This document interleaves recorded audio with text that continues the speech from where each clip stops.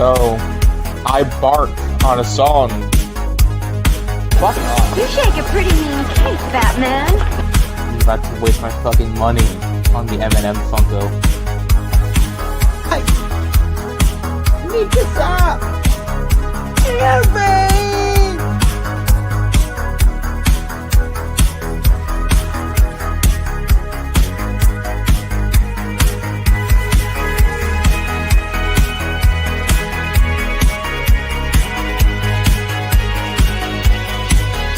There are too many of them. What are we going to do? Sorry I'm late. Bring me that horizon. Afraid I got lost on the path of life. You gotta go.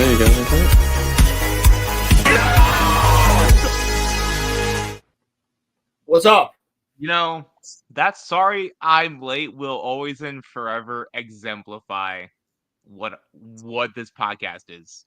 Also, dude, Fuck. I love I love Damon's laugh. And he's just like that. I'm telling you, dude. What's up, Small Time Republic? He beat Kenobi as our first chatter. Yeah, he did actually. Kenobi's usually here like instantaneously. The Kenobi's RoloRome streak has is intro over. summons Kenobi. He'll be here. Dude, honestly, I'm never gonna get sick and tired of that background music on the intro. The music. I know you say you want to make another one, but like, No, I do. Rolling. I am gonna make Well- another one, but it's gonna be. We need one for Monday Night Mayhem, so I had to do that. And I'm also gonna make. I'll make an outro for here. That was what the other one's probably gonna be. Yeah, Um, just yeah, just 'cause- but I got to keep the OG one for a while. Like we got to keep it. It's been what we've had it for what, like a year. ever since Oh, episode. shit. Yeah, the intro's cool. It's my first time seeing it. Thank you. Yeah, man. Wild. Well, I edited that. actually, on my this is the phone. second version because you added Homelander in there. So I added Homelander. I added Daemon Targaryen. Damon wasn't in the first one, right? No. Yeah, what do we got? We get and Harry Potter. I added Harry Potter. Right. So this current version we've had since like episode 91, 92, I think. So Yeah, I think it was earlier than that. was it? Yeah, no, it was probably 60 something. It was around episode 50. God damn. It was because it was after the episode 50 stream. So, but it was Right, before- yeah. It was But, before we took a month off though. But yeah. Yeah, it was fun. Well, I hope that y'all are doing well. I like it. And I want to say thank you all for the love on my Stan Lee video. And shout out to Pilgrim, because I know that he's watching. Yeah, I fucked up. I missed a few cameos. But Well, I also was, dude. You also have Avengers: Homecoming in the in the video. You said honorable mentions for Infinity War and Endgame, but but it says Avengers: Homecoming and Endgame. does it really? Fuck. Yes, I it does. just peeped that, bro. Okay. Yes, Look. it does. When I got to the end, it was like 4 a.m. and I could tell. hadn't slept in like a full day.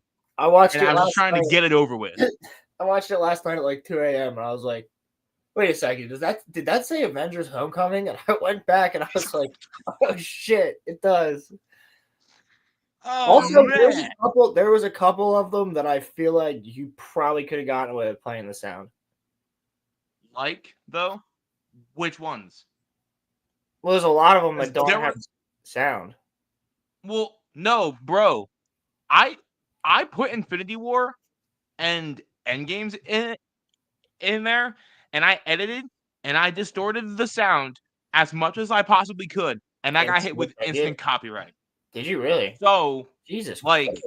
Disney doesn't usually do that type of thing. I know, but I wanted to keep them in there. I Well, tried to distort the sound as much as I like possibly could, I but need like, to figure out how to do the double screen, so like I can put a filter over like Andor when we're going over oh Andor. shit, And You should have then done that. Damn it. I need to do that. I might have to fucking. It Oh could have yeah, been. I gotta figure out how to get music out of scenes. I know that you can do that. yeah, you can do that. But you have to get like this the sound bite of it, and you can remove the sound, like move the sounds. Yeah, that's what I really need to. That's what I did during the intro, but it was way more jankier than just the simple way of doing it, which is like Yeah. there's a certain program on your computer that you can get that will do that. I was not using that program. I found like the scene of Jack Sparrow saying "Bring me the horizon" or "Show me that Yeah. horizon." Dude, I had to like lower the audio and then raise the audio I'm for the sure. music on the intro at that point. So you don't notice it in the intro, maybe a little bit, but that's how I got Nah, I don't notice it. line in there. Same thing with Damon laughing. Like there's music in the background, you just can't hear it. Yeah. And Kakashi, to Kakashi also, there's music in the background there, but you can't hear it. Yeah. But yeah, so Good video though. look, it was my first video, and I'm sorry that it is shitty. My future ones will No, not be dude, as that's bad. the thing. Nobody's gonna judge about that because everybody's first video is fucking shitty. Yeah. Avengers Homecoming, Avengers Homecoming's fire though. bro. I was like, Dude, I literally did a double take at my phone. I was like, oh yeah. Wait. What? Avengers Homecoming. Oh god damn it, man. It's fucking 2 a.m. and I couldn't fall asleep. And I was like, I'm gonna watch this video now instead of tomorrow morning. Yeah, because I usually don't drop my shit at like 9 o'clock at night, but like, you know, Oh, dude, I I was finally got the perfect. already eating and asleep by that point. I was exhausted yesterday. I was at work from like 9 to 7:30. Damn. So I was like, fuck, Yeah, I was at work from I didn't even take 4 a shower last to night. 3 because I went in early because of the ice rain. So Dude, we went in same time. seriously, Yep. Because I was like, I texted y'all my- didn't close. I'm shocked. No, I have a feeling that what is it? Saturday night we're supposed to get like a really bad ice storm. Last time they closed at 6, so we'll probably close at like 5:45, 6 o'clock. Because Damn. he doesn't want the. I mean, like I'll be fine. My manager probably be fine. He probably just doesn't want like any of the kids to drive home in the snow. Also, your theory about Stan being the same guy is kind of confirmed with Guardians 2. He talks about being a That's FedEx true. man, which he was in Civil War, and That's true. no, I think he talks about being U.S. Post, which is from Fantastic Four. Right? Yeah. I was actually trying to delve Which is- into the lore of it. So like, Yeah, I think Stan. well, he's the Watcher. That's what he is. It's a character called the Watcher Yeah. who goes back and reports to the bald dudes and tells them stories about what's going on in the universe, and then goes back and starts watching. Yeah. So I guess my theory is correct, but then I just wouldn't be able to explain the Teen Titans one. That one I wouldn't be able to explain because that's DC. Yeah. He I'm went just saying. he went through a portal and ended up in the wrong place. True. I will have to You know say, the song- dude, I hate that version of the Teen Titans. This is so weird. I had a whole conversation about the Teen Titans at work yesterday. Yo, Crimson, what's up? Crimson. Yo, there's something I gotta say before Crimson dips out of here. So I wish Crimson lived closer to us because I'm going to see on Monday night at 8:00 The Last Attack, which is both final episodes of Attack on Titan So the hour and a half one and the hour long one put together in theaters. And I was like, dude, Crimson. If Crimson lived around here, I would have bought him a ticket. Before we get back to that Teen Titans thing, though, I got something to tell you really fast. You see why I couldn't invite you? Well, I'm just saying, y'all are fake as shit for not telling me that Aaron and Rayner's confrontation was so fucking epic. Like, Oh, is that when he has the leg in the fourth? yeah, y'all didn't tell me that that was so cool. Yo, when he's got no leg and he's sitting there, dude, and he used the kid to get to him. He used Yeah, Falco? He used bro. Falco to fucking get to him. Oh my god, Season 4 has been wild so Aaron, far, you knew that was Aaron, right? The whole time. bro. No. I think it's because I'm stupid, but I had to like figure it out. But then, like, after like 40 seconds, I was like, oh yeah. Yeah. Dude, he just grows his leg back like that. Yeah. That scene is Oh, so man. good. Did you see him transform? Did you see after that? Yes. Yeah. Did you see what Aaron did? I saw the transformation, but See, I didn't that's where see. you're at. Yeah. Yes. He's not rampaging or doing anything yet. No. I'm Okay. on season 4, episode 7. Okay, you're about to understand why everybody hates Gabi. Oh god damn. Finish that shit, you gimpy bitch. Finish AOT. Crimson. I'm gonna have it done by Monday night. I'll just binge it while I'm sleeping over at work on Saturday. Oh, bro, I'm you just got a gonna binge lot it. of episodes to go. I'm gonna be at work. Season 4 is a banger, in my opinion. Season 4 is.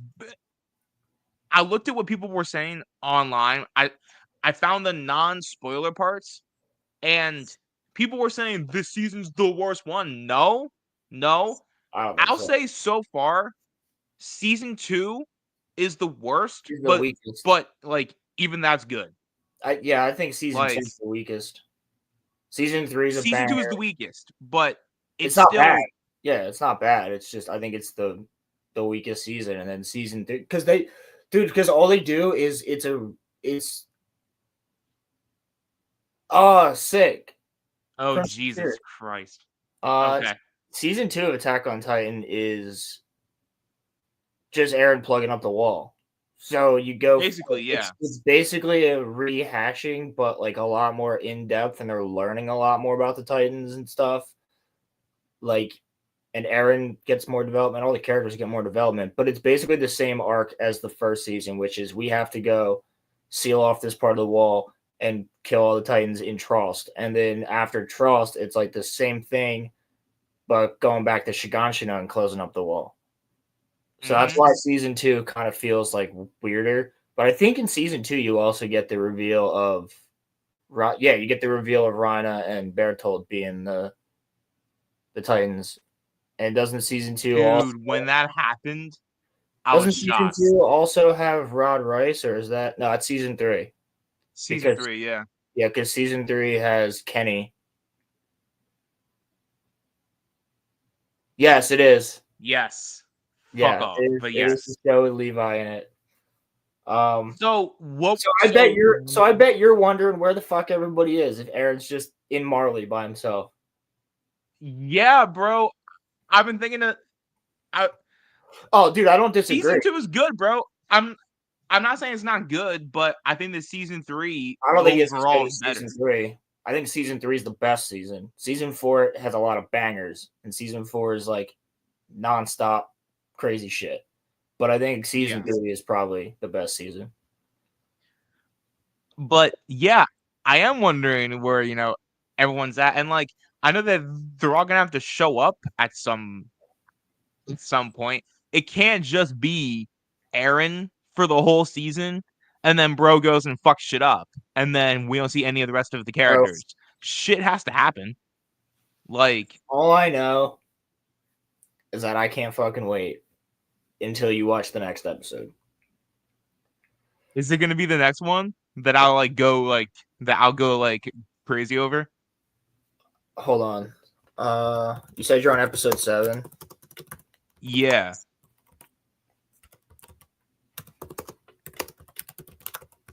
I'm fucking scared, bro. Oh, it is. It is. Episode 8 is fucking gnarly. No, I don't need that image. No. Oh No. god, bro. No. Look how they massacred my character. Am I gonna go crazy, bro? Bro, you might by the end of it. It's fantastic. It's Wow. It's really good. So yeah, Also, Burns, my friend Eric, who you know, and maybe our friend Tim, we're all going to see the last attack, which I think is hilarious because I got all those motherfuckers to watch Attack on Titan. doesn't that have the rumbling? Yeah, I think you have another intro, and then yeah, you have like 2 more intros before the rumble. The end of the show is like another part of the season, right? The season's like split into 2 parts. Dude, there's 34 episodes, I think. Holy Or fuck. 39. Really? Yeah, it's like 34, 39, 37, something like that. The fuck is Spermageddon? I'm not saying that or watching that. What is it? I don't know. And I don't trust y'all, so I'm just not gonna say it. Should I look this up? Someone clipped me say, you know what? I'm not gonna say that either, but there's a clip of me saying a certain bad thing that happened from the 20s to the 60s. There is a many movie African There's a that movie many called Spermageddon. is it a real thing? What is this? It's December real. 6th, 2024, the trailer for Spermageddon. It's fucking real, bro. Nah. What? Hold on, yo. Hold up. What the fuck is this? You sent it to me, Crimson? I didn't see that. I'm sorry. What is this? Oh, what the fuck is that, bro? I'm not watching that shit. What is this, dude? What's it have? What is that? I'm not No, it watching has that an bullshit. 86% on Rotten Tomatoes. That's higher than Revenge of the Sith. What? That looks like Miraculous Ladybug, bro. Who the fuck is? I don't know what that is. Who's in this? Nobody. A ton of Gizmo. Camilla and Gizmo. Get the fuck out of here, dude. Crimson, my question is, how did you find this? That's what I gotta know. It's a Norwegian adult computer animated musical sex comedy film directed by Tommy Wirkola and Rasmus Music sex cop? What a fucking Sigurdsson. The film consists of 2 plot lines, one focusing on a teenage couple having sex. Wow, that's weird. And the other on Simon the Seaman and his friends in quest for the egg. What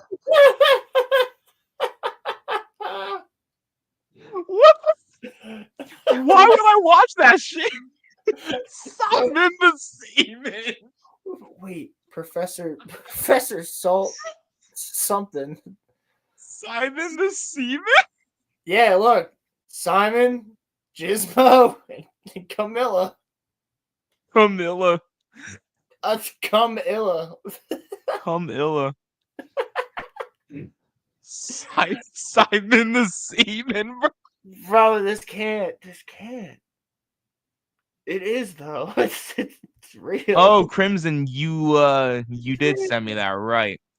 Why is there a movie about kids having teens having sex with each other? That shit's weird as fuck.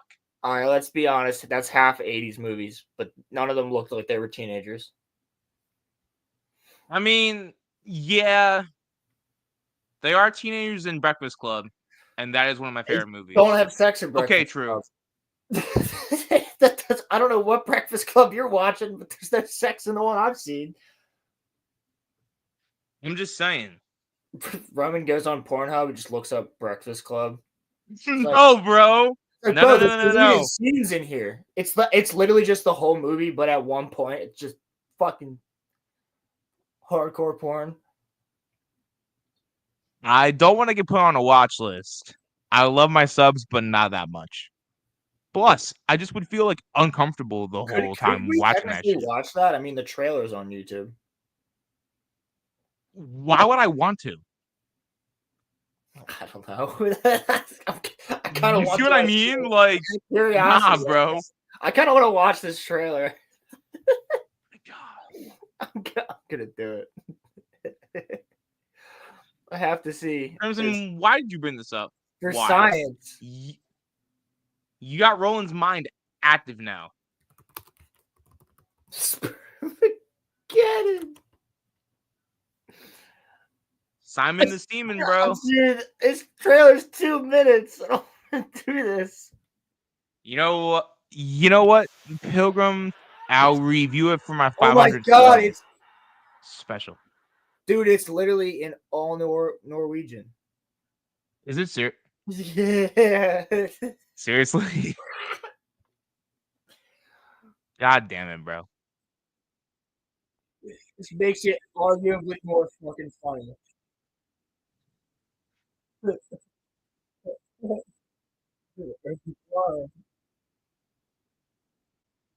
Instead of Crimson Law, you should be Crimson Curses.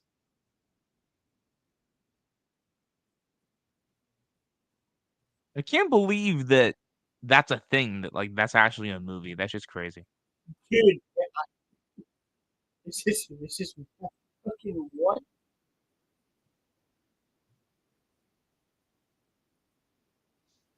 What? Simon the Seaman is crazy, Dude, though. there's a Sperminator. The what? Sperm Terminator. Sperm Terminator? It's a Sperminator in this movie.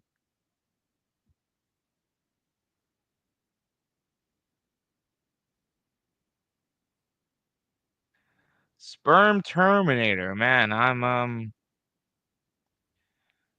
You know, they have the like He has two brain mockbuster cells. films. What did you say?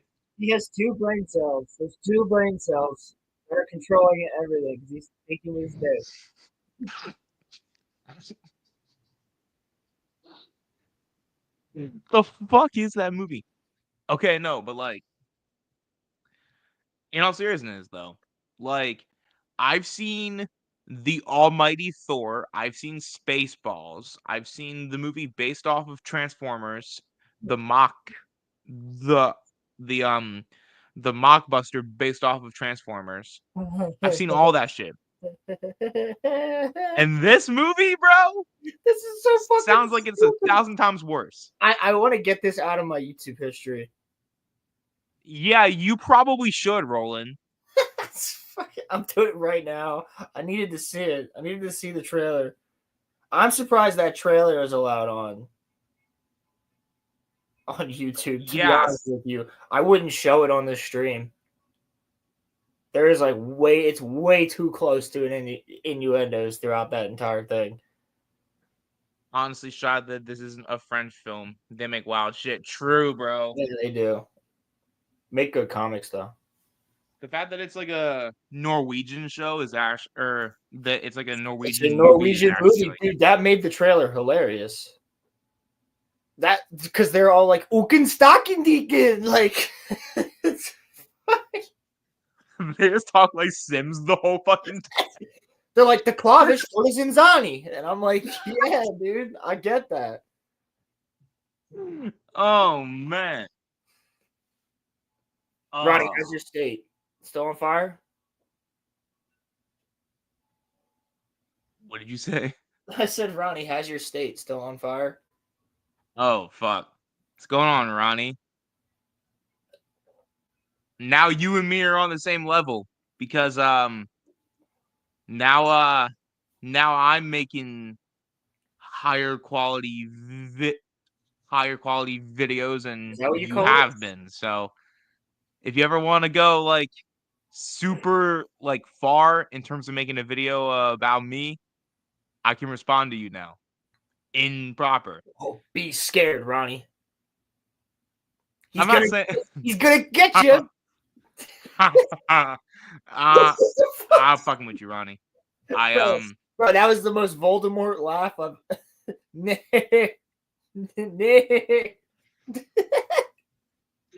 It wet outside. That's good. It wet outside. It be wet. You know what, bro? Fuck off, okay? Dude, I tried, all right? Avengers it was my first Homecoming. video. High quality Avengers Homecoming. Dude, you like I said, I hadn't slept, okay? It's my first one. It won't happen again. All right, Jesus. My next one will be shorter, and it'll be more concise. I already started working on it. Did you move to New Orleans? Was there a hurricane I didn't hear about? What? No, that can't be. It's California. That cannot be true. Oh no, because Trump told the military to let out barrels of water or something. Yeah, but Ronnie wasn't in the fire area. Well, then why is that house underwater? It can't be. Oh, storming. Well, in that's Cali, really? That's God. That's God doing what the government couldn't. God was like, you know what? I'll put the fucking fires out. God damn it! I tried to give this one to you. I know it does. It floods in California, doesn't? Yeah, they have torrential rain. Well, the reason for the fire was that y'all were in a big drought. So That's not the reason. well, that's part of it. But Everything was dry, and you should have. Yeah, exactly. He was above the fires. okay, all right. I don't know the geography of California. Geography is easy. Geography is easy if you're not sleeping in geography class like I was, and I shouldn't have been. Yeah, I've been the whole of California, top to bottom to top. I've been through it. Where's Los Angeles then? Is it in like the middle? Yeah. Oh, okay. Well, I mean, it's above San Francisco, I believe, but I didn't go there. I didn't go to LA either. Went around all that bullshit. I was on the Pacific Coast Highway though. Drought is fake. Well, technically, I mean, it should be because we have enough water for the people most of the time. Most of the time. And isn't Lake Havasu right there? It's one of them. Maybe. Is it Havasu? I don't know. I need you to lecture me about weather, bro. It barely snows in Florida, and Florida just got a snowstorm. Well, no, I Okay. mean it's not just the weather. I mean, they have a rainy season and a dry season. That's just fact. No, the fires didn't start because of the drought. The fire started because of probably a homeless person or somebody who made a mistake while lighting a fire. And then there's a couple more instances of arson because a couple other fires like lit up. And then also they literally said they did not put money towards cleaning out the underbrush, which you have to do up there. The Native Americans knew to do that. Well, the Native Americans, even though they're not as technologically advanced as we are, They are now. They are now. They are now. Yeah, they weren't at the time. I believe it. Seriously? Dude. Goddamn. You have to remember, there's people out there that are fentanyl zombies. They're not thinking, and they're like, fire! I make fire! You got a point. That's... Yeah. How many True. just random ass little fires the homeless make in Philadelphia? Yeah, but we don't have like miles of lines of trees to set on fire. You know what I mean? Yeah, we do. In Philadelphia is what I'm saying. Yeah, that too, Pilgrim. Did you see the video of the people that were like letting out those like the floating candles, like the Japanese candles that'll like float into the air? Yeah. There was like a Yeah, I fuck saw ton that. of idiots doing that because they felt bad for the people affected by the fire. But those light on fire and then supposedly are destroyed, but they have also caused forest fires before because they blow into a tree. So everybody was like, "You guys are retarded. Let's I just mean, light like, a I million get the fires." sentiment, but like, I don't know. Yeah, Pilgrim, I'm with you. A fire I can escape from. A falling airplane could happen at any second. By the way, there was a fourth one Are you fucking serious? yesterday. Uh, Doctors on board. Turn this into a little bit of a Monday Night Mayhem, real quick. What? Plane full of doctors, and it was confirmed that the Black Hawk helicopter did not have its transponder on. You texted me that. Yep. Yeah, I texted you because we had a whole conversation about it. I was like, bro, nothing about this makes sense. And then literally, the news yesterday was like, yeah, they turned off their transponders so no one could see them. They were basically invisible. And they had night vision goggles on, which is like, why? Hmm. I don't know. That's a Monday Night Mayhem topic. All right, but And it's a good segue. Go watch our stream from Monday night. It was yeah, good. It was good. yep. And we're gonna dove, try to bring we dove Monday Night really Mayhem back more, consistently. Just it may not be on YouTube because I have plans about what we're gonna talk about next, and it may not be able to be on YouTube. So it could probably be. Yeah, we'll make a post and let everybody know if it's on Rumble or something. Usually we can get away with Monday Night Mayhems being up on Rumble without a problem. So yeah, it's just sometimes YouTube doesn't want like dude, if they were to release the fucking Epstein flight logs, like YouTube's not going to let us go over that. So well, yeah, no, of course that not. would have to be on Rumble. Well, I was thinking for the next one, just JFK. we can discuss this more in private, but when they get released, the MLK files, I think we'll. Well, yeah, I mean them and JFK, they're gonna get released around the same time, aren't they? Are they? I thought they Oh were no, getting released within it might be like a a couple week of months each other. off. Yeah, it's something like that. We should go over both of them. That's why Monday Night Mayhem is once a month Yeah, because then it makes sense. But I mean, we could change it if we have to.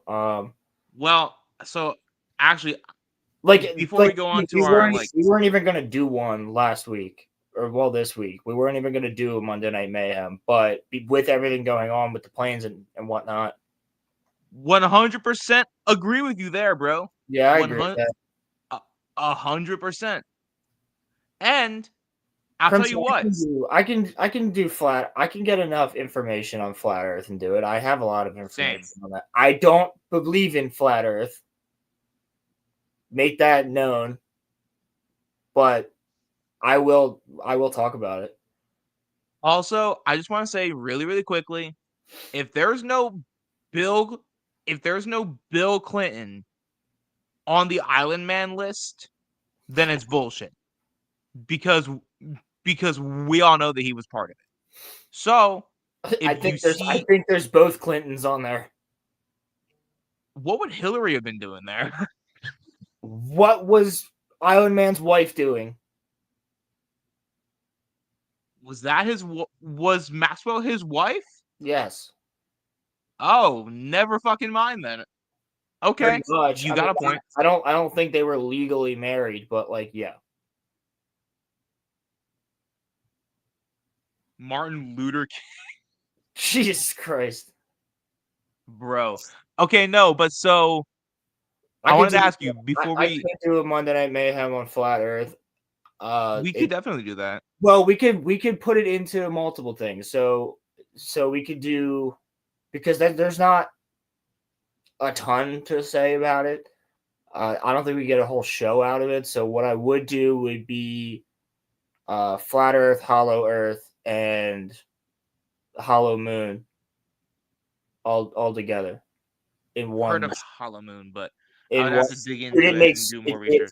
it actually makes so much sense, and there's no way of us testing it, so it's just fun to think about. Um, it's not necessarily hollow. It would be more like a honeycomb on Mm, like the moon, because it was able to withstand all the bombardments from like meteorites and stuff. yeah. If you look on, well, anywhere really, a honeycomb structure is like one of the hardest things to crush. So like if you try to crush honeycomb, it'll snap before you can actually crush it. And like a honeycombed like structure of the moon, and then that goes into was it designed? Hmm. Because the moon protects Earth from so much fucking shit, dude. When you look into it and look at like the history of it and whatnot, it's crazy. So much shit still hits the moon today.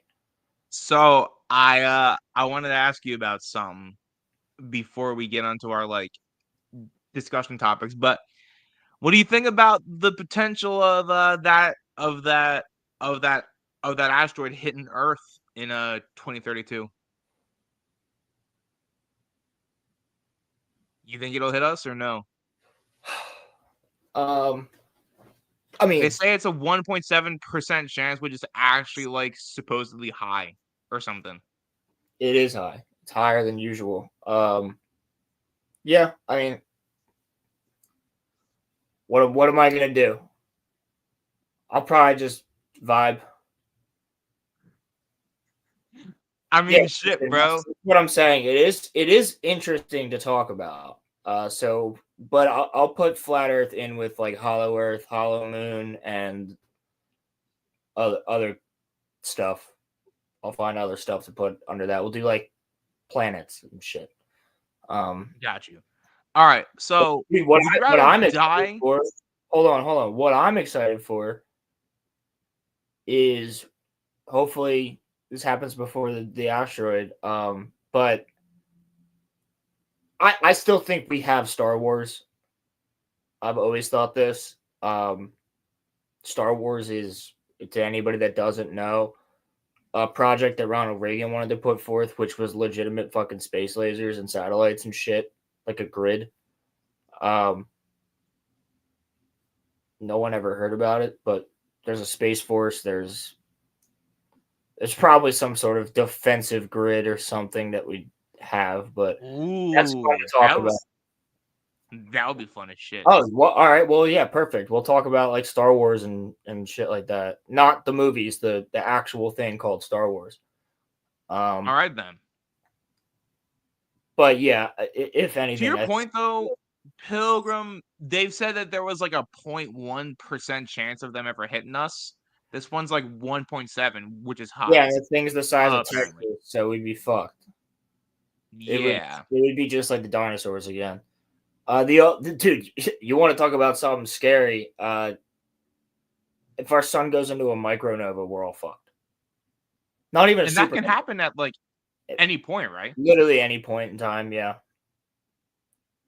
like that stuff is fun to talk about. Like, Yeah, the Bible talks about that, about how there's gonna be like a mega earthquake when like Jesus all right, comes back and stuff like that.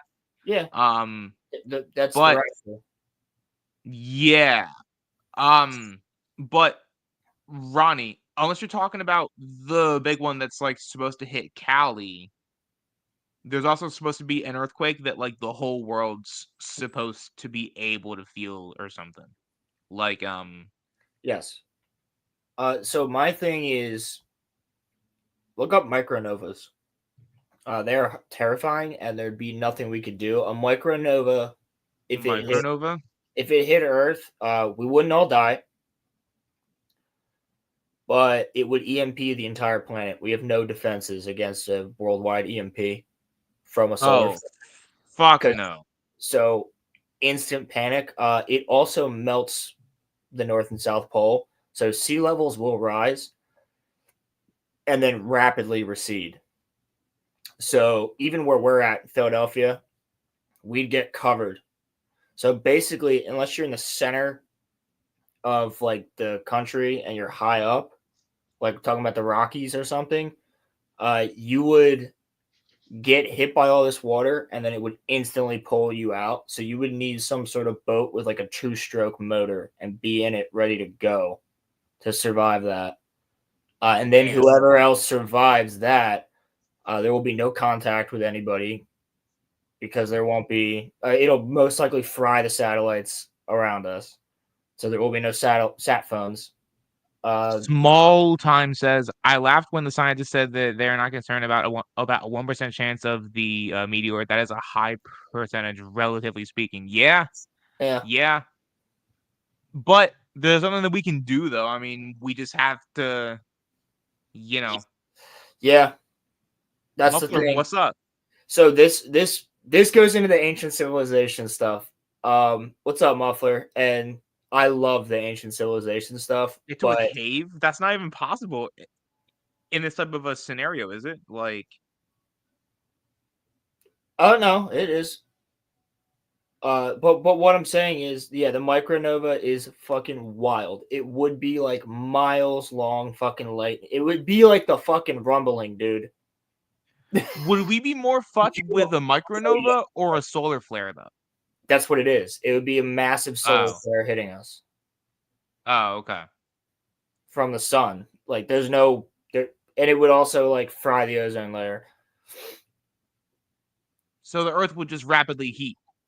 The Earth would get hot as fuck. Yeah, it would be like 100 degrees or over worldwide, and it would melt fucking everything. And then there'd be like crazy weather, fucking lightning strikes that are just like carving through fucking cities. Like it would be gnarly. It would be like the apocalypse, basically. And that can happen at like any time. The sun Yeah, could just and like send one out. and dude, I follow this one page. I have to remember the name of it on they mention it a lot on Forbidden Frontier on Gary's channel for his show about this type of stuff. But they just report on the sun. And like the amount of flares that are just popping out of the sun, it's like ramping up. So we got so like basically the way we would know is you'd be able to see the moon in the daytime and it would be red. And that's how you'd know we're about to get hit with the flare. So the sun would be red as well. So if you wake up one day and the sun's red, just be like, "Fuck it, there's nothing I can do." Yeah, is that it? Space weather news? I think that's what it is. I mean, That's if a I wake whole- up and the sun's red, or it has and like the moon looks like the Majora's Mask moon, I'm just The moon I'm just will look like enjoying. Madara's got you in a genjutsu. Bro, I would just enjoy whatever time I had left. That's I would what just it like is. hug my cat and just Muffler like tape. That's what it was. Suspicious observers. That's how I knew them. And then now they've changed their name to Space Weather News. because like with like shit like that, bro, you can't stop it. So there's no point in even like trying to worry about it or like trying to make a plan. That's why I laugh when people are like, "Look at these billionaires building their bunkers." Like, I wonder, what do they think? There's going to be another world war or some crazy thing? And I'm like, no, they think that they probably watch the weather news in space. Yeah, Pennsylvania would get fried too, instantly. Well, we'd be underwater.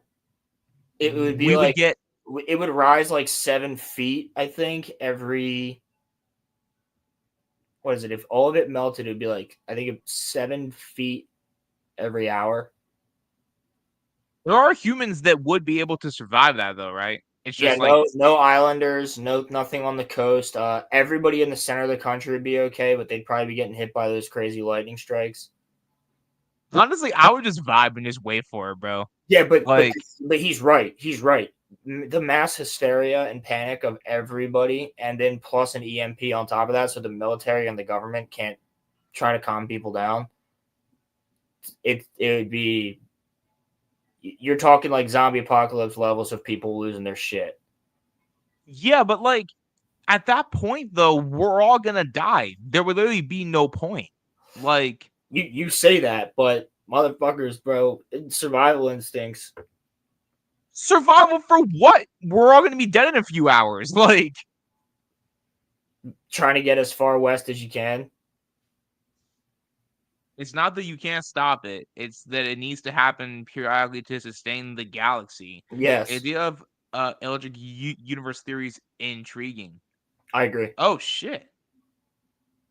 It's So very. then, like, It's but like then, it's like, my question is, releasing. It's releasing a large amount of energy in order to sustain itself, basically. but if you, so then, what would be worse for us though? The sun going out or the sun like releasing a solar flare? Like, The sun going out. humans could live longer with a solar flare, right? Well, humans would survive. It would just be the end of civilization. But no, if the sun went out, we'd be dead within. Well, here's the thing: the sun wouldn't go out. The sun would go out and then go into supernova, and then we'd die. But so regardless, Oh. we'd be fucked. Supernova would come after, but before that, it would be, yeah, we'd lose all the yeah, it would get remarkably cold. All the plants would die. Then we'd lose oxygen. That's what would kill us. There wouldn't be enough oxygen on the planet from the plants. We'd die. Damn. Yeah. But it would be dark as fuck instantly. Bro, I never even thought of that, bro. Pretty much. Jesus. Yeah, dude, that's what I'm saying. And I think that's what I believe the Great Flood was. A reset? Well, I mean, it was, but there's evidence of the Great Flood in every religious text and pretty much all over the planet. That you can see it from space. If you look at North America, you can see the wash come down. I've gone over that on Monday Night Mayhem before. Yeah. But it's clear that there was a massive flood at some point, and they believe that was from a solar flare melting the ice caps and causing that massive flood. They believe that's also what killed the megafauna, like mammoths and all this other stuff, like saber-toothed cats and whatnot, because there's no way humans hunted them all to extinction with spears and shit. But also, there's evidence of a solar flare at one point, because I think it's in Turkey. It's in a Middle Eastern country, but there's the Desert of Bones. And you can literally find like a foot, like 2 feet, like just standing there, but everything else above it, the whole skeleton's gone, but it's like 2 feet. There's melted pottery. Like, it looks like it got hit by extreme amounts of electricity. Like, and like just disintegrated motherfuckers. What? Yeah, you can't go there. You used to be able to, but you can't anymore. It's state, or well, I guess government run. But yeah, it's crazy. And in that location, that's where they found melted pottery, like where it would have had to be like 2,000 degrees to do that or something. It's not like destroyed pottery, it's melted. Also, this turned into a Monday Night Mayhem real quick. There's so many things that could like kill us though, because if the Earth stopped spinning for like a half a second, we would all die too, right? Oh, fucking instantly. Yeah. Yeah. Because it would throw everything around, right? Like things would like be thrown out of place and shit like that. We keep moving. Mm. We're moving right now. Even though we're stationary, we're moving right now. And if it stopped, there'd also be a gravity fluctuation, and there would also be no atmosphere. The atmosphere would get destroyed. We'd be fucked. People are all worried about nuclear war. I'm like, when's the sun gonna kill us? Right. I think it's much more likely the humans die out by like the sun having like a solar flare or something, rather than like nuclear warfare. Because honestly, while that would eliminate humanity, there are some fuckers that would like live through that shit. Whereas like solar flares, no one's living through that shit. Very, very few people. Well, no, some people would. The spin changes by a few microseconds. Yeah. Yeah, that's That's dude. true. Dude, we very rarely in Pennsylvania, we don't get a lot of earthquakes. We Dude, there was had one one last here. year. Yeah. There was Yeah. one in March or April. Yup. Yeah. And like, because I remember, because I was there and I was like, what the fuck was that? And I've been in an earthquake before. I felt them before. And I was like, there's no way that just happened. I was like, that was a fucking. I said it. I was the first person to say it. Everybody else was like, what the fuck was that? I was like, that was an earthquake. And then it did it again. And I was like, that's a fucking earthquake. And they're like, how do you know? I'm like, because I was in an earthquake before.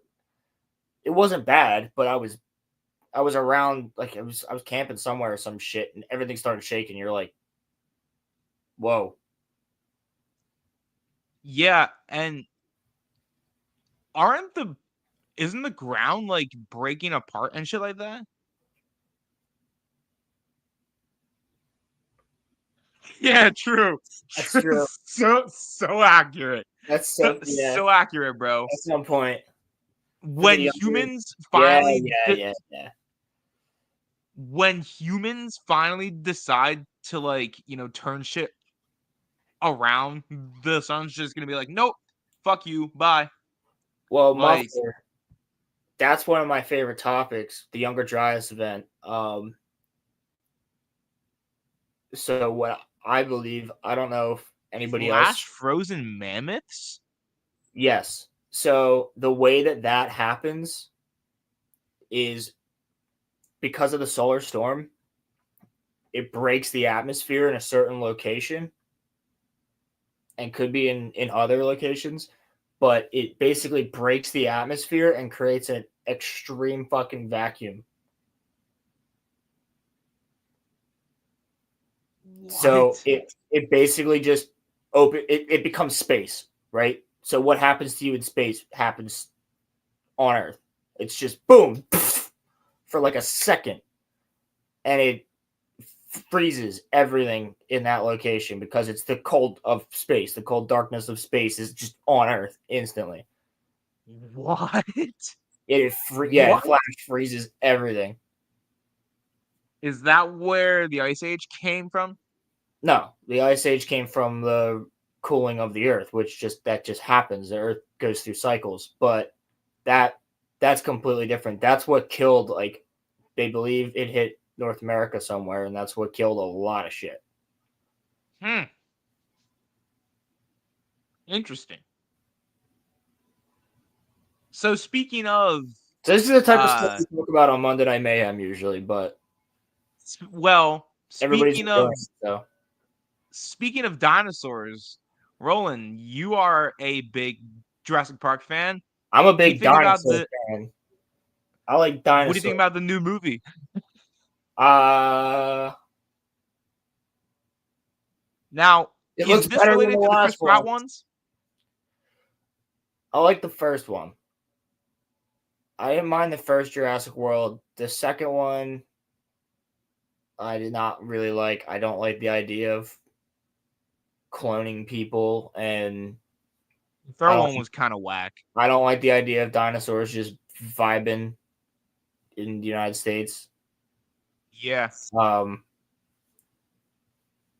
Because then it removes like what's so special about them having their own ecosystem and shit. And I didn't like Isla Nublar getting destroyed. And I didn't see the third one. I never watched it because I didn't want Dr. Grant, Dr. Sattler, and Dr. Malcolm all back and just they're gonna do the same thing they did to Indiana Jones and the same thing they did to the cast of Star Wars. I'm just like, I'm not gonna watch this. Oh, really? Oh. Is he? Hmm. But this one,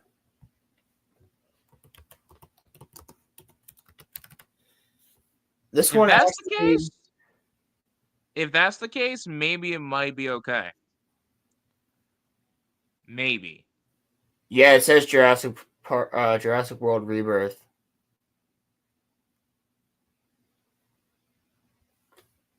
Wait, so is it Park or World? It's Park? It's World. Oh, it's World? Fuck. So that's... Did you see the trailer? I didn't, no. I just know that there was one. The one thing I will say is, can we just stop with the fucking dinosaur hybrid bullshit, please? People watch these because people like T-Rex. Wait. I like Yeah. T-Rex. I like Velociraptor. I like Spinosaurus. Like, give me the dinosaurs that I grew up with. I don't need you to create new dinosaurs when you haven't even shown some of the dinosaurs I want to see. No, but they have to keep showing the Raptors off, bro, because Well, they were friends with Chris Pratt. The Raptors are fantastic. Yeah. I think hell no. I think the answer is in Jurassic Park. You were so one of my favorite lines in any movie is you were so fuck. It's like you were so worried about whether or not you could, you didn't think about whether or not you should. Yeah. From Dr. Malcolm, also a fantastic character. If anybody hasn't, read Jurassic Park. Read the book. Listen to the audiobook by Michael Crichton. Fantastic. It's back on an island, small That's scale. Oh, Gareth Edwards is directing? I'm down. That's okay. That's Rogue One's director. I trust him. Yeah, I actually have a little bit of hope with this one. Gareth Edwards does a great job with stuff. It's just that the hybrids of dinosaurs was kind of sick. So there's a hybrid in this called the Diablos Rex, and it is what? Diablos Rex. It's basically the show? Or the video game? What do you mean? Like Diablo? Yeah. It's called the Diablo. That, Elon said that he was a god at. Yeah. No, I think he was talking about Baldur's Gate with that. Maybe he was Diablo though. Oh, I thought he was talking about Diablo. Maybe, but yeah, he did write the first Jurassic Park film. Yeah, David Koch. But I kind of like the idea of it being smaller scale. As long as there's no Chris Pratt, I'm happy. Multi Republic, to your point here, they are making they're working on mammoths. So yeah, man, I saw that shit. We can easily do it. Not easily, but scientifically speaking, we could easily clone pretty much anything from that era, like the Ice Age. But why would we want to, though? I don't know, dude. It'd be pretty fucking cool to have saber-toothed cats. And Roman, I have one reason as to why we should do it. Dire wolves. I want to see a wolf the size of a horse. Okay, but it's not real. A big ass boy, dude. Big boy. It's not real though, Roland. It would be a clone. What do you mean it's not real? How sick would that be, bro? 6 fucking wolves that are that big, just vibing. It would be cool, but they're doggos, dude. Clones. And then, if they were to successfully clone them, who says they wouldn't stop at doing dinosaurs? See, you know what I mean? I have a very high respect for animals and how dangerous they can be. I still want to see a wolf the size of a horse. I want to see a motherfucker ride a wolf the size of a horse. Would you be cool with them bringing dinosaurs back though? Oh, I know what would happen, but yes. Wow. Okay. Hey. Well, no, it's not small time. I'm talking in a controlled setting. Put them on a fuck. Here's an idea. Put them on an island. Make it an amusement park.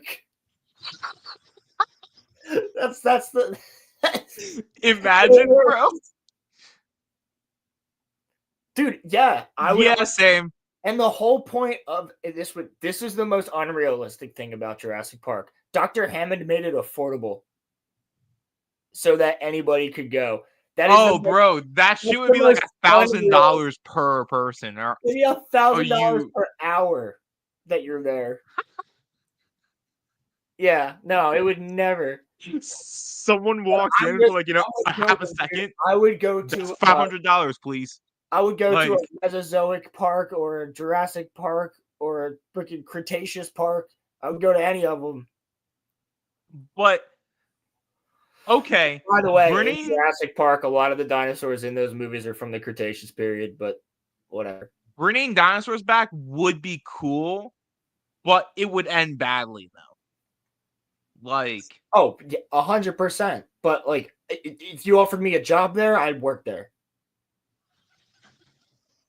you would get eaten by a fucking like T-Rex, bro. Like, I knew the risks.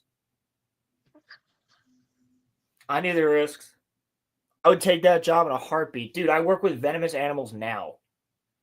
I have multiple. But like they can't eat you. You know, bro. Man, if I get poked by certain animals I work with, I could die. True.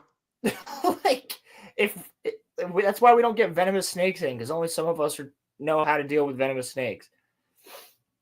True. And we don't trust our fucking customers to be able to be like, I could take care of this snake. And then what? You're going to bring it home and it's going to bite you. You're going to fucking die. And then your family's going to sue us because we sold you a venomous snake. Well, don't you have to wear like exactly gear when you handle one? You, dude. I know the risks. I get to work with dinosaurs. Fuck yeah, I'll take it. Make a movie about restoring Ice Age animals due to bad humans, only for them to devastate us since we actually did not overhunt them. No, we did not. There's no way. We got to get muffler tape on Monday Night Mayhem talking about the Younger Dryas. Facts. Yeah, you can die, but at least they won't eat you. Yeah, because I don't think that they have a specific lion or pufferfish anti-venom at our local hospital. Because no one's ever going to get hurt by a fucking lionfish or porcupine puffer. Like, I'm in the middle of the open bar from yesterday. Why? What's up? I was watching it while I was at work, but... Oh, no, drinker. No. He said that? Really? No. Did he actually say that shit? Dinosaurs are the shit, dude. I fucking love dinosaurs. Give me. They're making a dinosaur fucking horror game. If it's not already out. Seriously? That sounds cool. Dude, it's gonna be sick. It's PC for now. I don't know if it's gonna go to Xbox or not. But it's a survival horror game where you're on an island with fucking dinosaurs. Bro. Dinosaurs? Dinosaurs are the shit. Like, they're cool, bro. They're cool. They're also for 5-year-olds, but they're fucking cool. No, they're not. It's cool. for everybody. Dinosaurs are for everybody. That's why we have paleontologists. That's the first job I ever wanted growing up was paleontology. But yeah, I'm sure I gotta see Mahler's reaction to that. So when is this movie coming out anyway? In the summer. Yeah, I feel that, Crimson.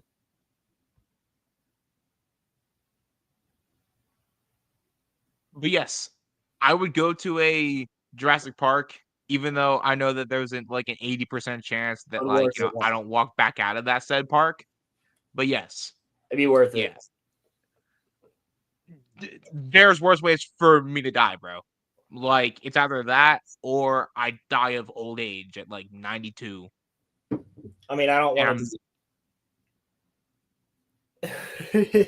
to. Hell yeah, Crimson. dude, that would be okay, Roland. Dude, let me tell You're you. swaying me about bringing dinosaurs back. Let me tell you a quick Like, story. So, I was at work maybe like a month or two ago, and it was like me, my 3 coworkers in the back room, like my manager. We were working with the fish. It was kind of slowing down for the day for once on like a Saturday, or no, it was a Sunday. It was during an Eagles game, so that's why there was like basically nobody there. And my manager said something, and I was like, bro, I get because we all have animals and we all like these crazy ass animals and we like working with them and shit, right? And I'm like, you know why I think that is? Because all of us like dinosaurs as a kid, and we love this type of shit. And he was like, that's not necessarily true. And I'm like, bro, not everybody loves dinosaurs. He goes, everybody loves fucking dinosaurs. I'm like, no, they don't. I'm like, ask certain people, be like, did you like dinosaurs as a kid? I was like, because guess what? I know that she did, I know that he did, and I know that you did, and I know that I did. So we all like dinosaurs as a kid. And he turns around, this random ass fucking dude walks in. He's like looking at the live plants in the water. And he's like, my manager just walks up, he goes, sir, did you like dinosaurs as a kid? And the guy looks at him and just goes, no. And he just walks away and leaves. He walks out of the store. And I was like, see? Not everybody liked dinosaurs as a kid. But it was funny as fuck. I don't get it though. Like they're cool, bro. Dinosaurs is shit. They're cool. Are we gonna get cut by watching this or no? You know what? That's a great question. If we do, I guess we'll clip it out and you'll hear our thoughts afterwards. Yeah. But I'm just gonna let it go. Yeah. Dr. Henry Loomis, this is Zora Bennett. Mission specialist. Sorry, what mission? This would be a medical breakthrough that could save countless lives. It comes from the largest dinosaurs on the planet. Oh my god. Fortunately for us, Titanosaurus. all these species exist in one Vesicolatalis. Can you be ready tomorrow? I can guarantee your safety. I mean, more or less. More or less? He's your guy? We're the best at moving things and people in and out of places they shouldn't be. Move up towards Barbados, avoid government patrol, but there aren't that many anymore. Why's that? No one's dumb enough to go where we're going. This island was the research facility for the original Jurassic Park. We need DNA from the 3 biggest dinosaurs. Do we have to get a sample from an egg? I suppose we could try and get it from the parent, but they're a flying carnivore the size of an F-16. Maybe we should make it quick.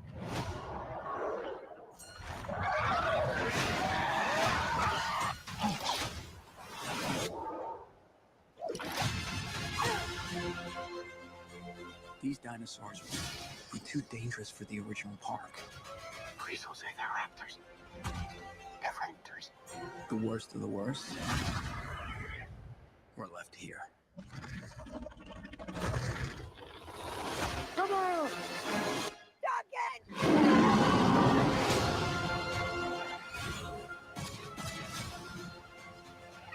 We put ourselves in a place we don't belong. Oh shit. Survival is a long shot. What the hell are those? They're helping the mosasaur defend territory, stalk, hunt. None of what you just said is good.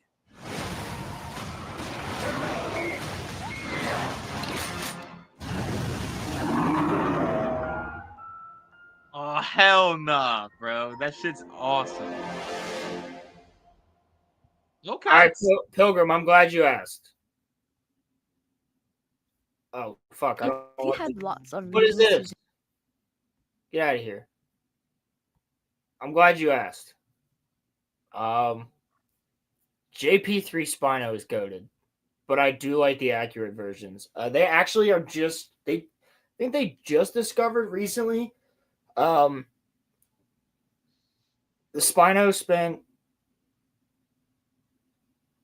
Ronnie. So yeah, the Spino spent most of its time like on its forelegs, but it could also run at top speeds. It lived in marshlands and it didn't actually swim as much as we think it did. It was more like a heron or a stork, where it would dive its head in the water and grab fish and prey, or it would lay in the water like a crocodile or an alligator and wait for prey to come near the water's edge. But it wasn't so much a swimmer full on like they're showing in the movie here, which is interesting. Oh. Medieval armor and a short sword. Medieval For armor sure. and a short sword. Yeah, 100%. Yeah. I'm fighting a I think raptor. that because there's a shot that you could miss fighting a velociraptor. Yeah, And like here's the thing: a velociraptor's claw is gonna get me regardless, but if I have armor on, it might not get me as bad. yeah. So I think in But that you gotta think, instance, dude, medieval armor, like you're not gonna be able to maneuver as fast. But I would rather the medieval armor and short sword. well, yeah, because I'm thinking of it from like the sense that like medieval armor gives me a better chance of surviving, whereas like if I'm just going in there guns So does a sword. blazing. I like the more accurate looking Spinos, but the Jurassic Park 3 Monster Spino is just too iconic. That ringtone haunts me, and it's my ringtone. Oh, dude, it's my ringtone. That's fucking crazy. We have the same fucking ringtone. Yeah, it's literally the same shit. That's one of the tattoos for I want to get. whenever I'm saving it. I want to or get. It's got to look like a bitch, but right here, I'm getting the. that's gonna hurt, bro. That's Oh, gonna it's hurt like gonna a hurt. motherfucker. It's gonna hurt like a son of a bitch. It'll be like right here on my side, but I'm getting the skeleton of the raptor at some point. Oh, that's sick. I That's also want cool. to get. This is just out of nowhere, but I think on my right leg, I'm gonna do a face hugger from Alien, wrapped around my leg with the face on the knee, wrapped around. So, do you think that Chris Pratt will be in this movie? No, Or no? no, he's not billed for it, so he would be in the billing. I Yeah. assume there could be a cameo at some point, but I don't think he cares. I want to go through the trailer real quick. So those dinosaurs that were swimming. Spinosaurus, and they were hunting with the mosasaur. So right here is that's Titanosaurus, which is the biggest herbivore to walk the planet. Though, see, like, I always thought that the T Rexes were the largest ones. Well, they're not a herbivore. So around here, they say like this was the research facility for Jurassic Park, so that means it has to be Isla Sorna, not Isla Nublar, where like everything actually happened. Oh yeah. And then Quetzalcoatl being in it, I dig. What I don't understand is like why, because they're like we can have a medical breakthrough if we get the DNA from the biggest dinosaurs, and it's like Yeah, but just like leave them the fuck alone. yeah, like but, just yeah, don't but, go. No, well, what I'm saying is why though? What do they have? Obviously, there's going to be raptors in it. Right here, that's the claw, the Diablos Rex.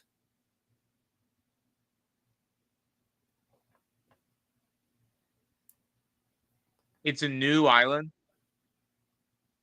Is it? So it's not even Sorna? See, look at there's the Diablos Rex. You can see its face. It's like a fucked up ape. It looks like a God grunt. damn. Dude, you know what? It looks like a fucking grunt from Halo. It does. It does. Yeah. Straight up, it's Yes. like, where's the food nipple?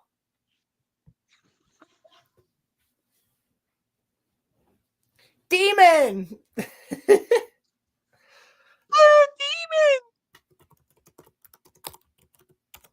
The cure for heart failure is what they're after. Oh, okay.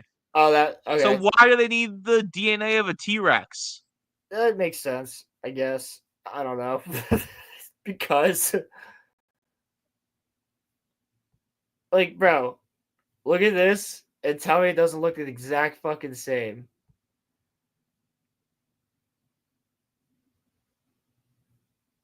Oh, yeah, they really changed.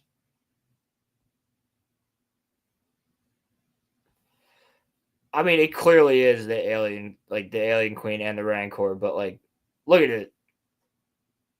Yeah. Yeah. I think they were like, it's just a grunt. It's an Ungoy.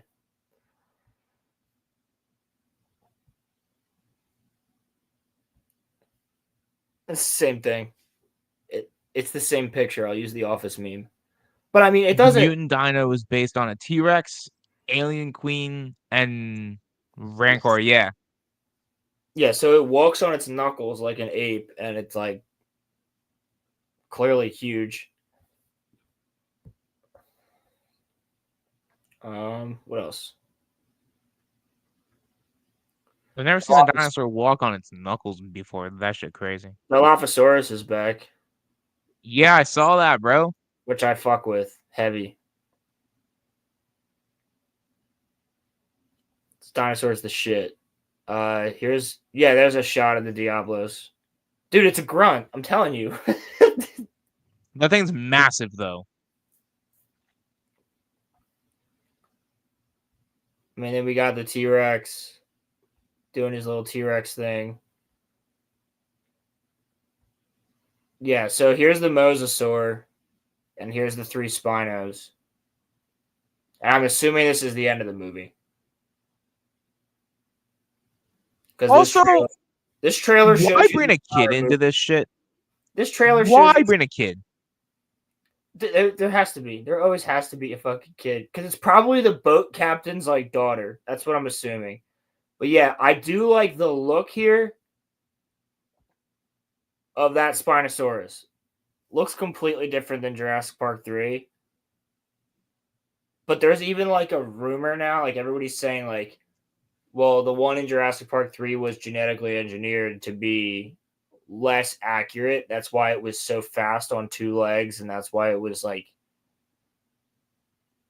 a crazy good like stealth hunter. They're including the raft scene from the original book. Ooh. Are they? Because that's cool. a really good scene. I'm telling you, dude. Everybody read Jurassic Park. It's fantastic. It literally won't take you that long. I think it's like 300 pages, maybe. Oh, that's the length of the first Harry Potter book. That's nothing. Yeah, you could read it in a day if you wanted to. It's longer than The Hobbit, I think, because like The Hobbit's like 270 pages, I think. Let me see, how many pages?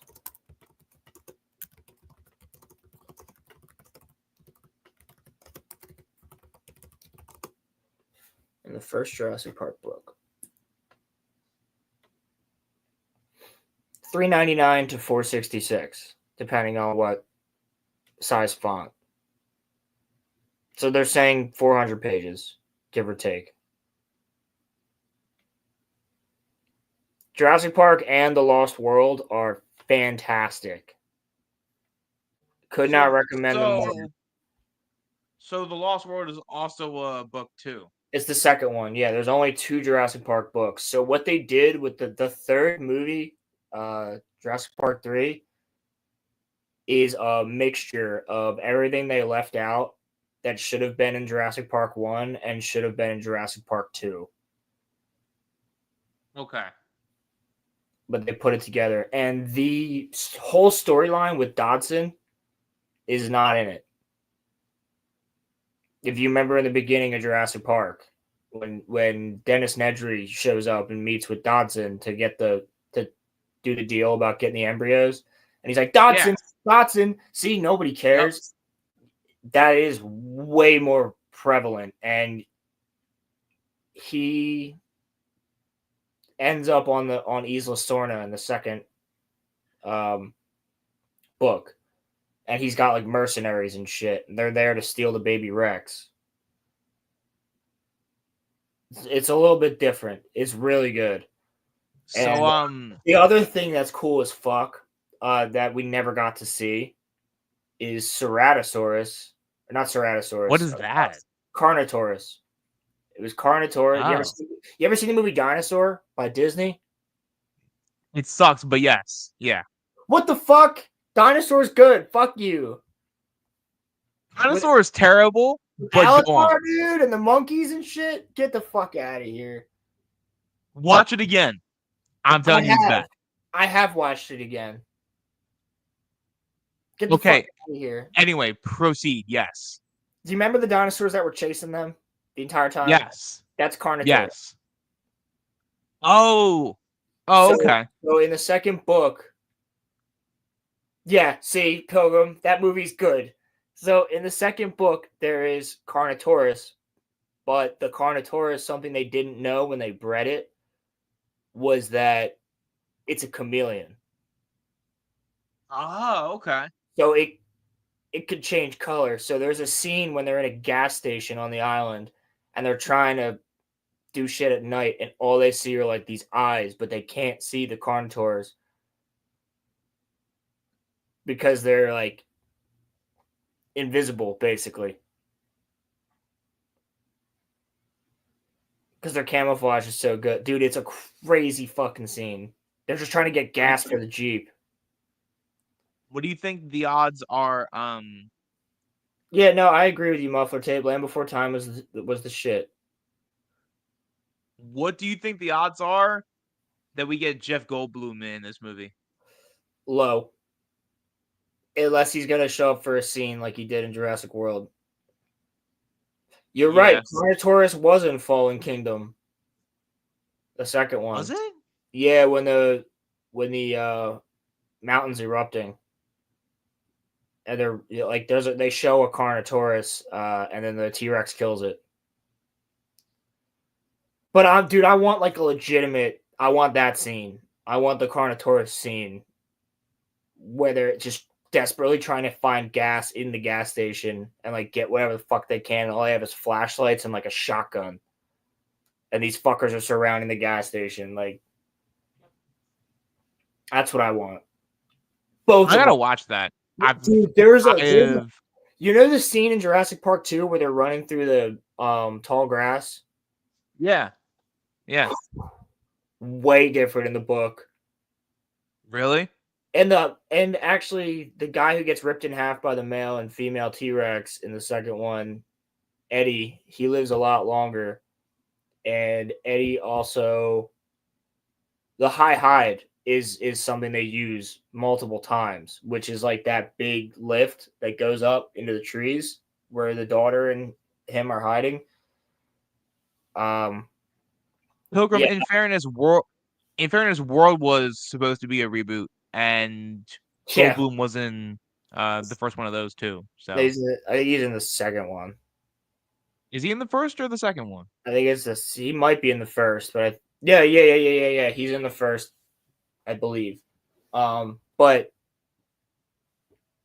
yeah, in the I forgot that happened. Yeah, no, that happens in the first book. He gets killed by the compies. Remember the guy in the second movie? He was in the second. Okay. Yeah, remember the guy in the second movie who like gets killed in the stream by all the little green dinosaurs, the compies, the Compsognathus?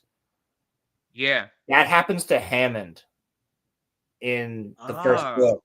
Because what happens in the first book is there's an explosion at one point towards the end, which, by the way, the end of that, bro, is they're all hiding in the guest house in the villa, and the raptors are all over the building and like literally on top of it, breaking in. They're just fucking firing shotguns and shit out of the roofs and the walls to kill all these fucking raptors like a zombie movie. But this explosion happens, and it's all fog, and smoke everywhere. And they see the Rex and they see the baby Rex like killing other civilians because there's a lot more people left on the island than in the movie. Like a lot more workers and shit. Like Dr. Harding. I believe Dr. Harding, who is the he's the vet. And hope that this movie's a success so that we can get more based off of this. Yeah. That'd be cool. But it's pretty fucking cool because Dr. Hammond is like out there, he gets a head injury and he falls down a hill, and then the compies kill him. Yeah, everybody out here, I cannot recommend Jurassic Park and the Lost World novels better. I think there's a character in the second one. They also took the plot from the second book and made it the third movie.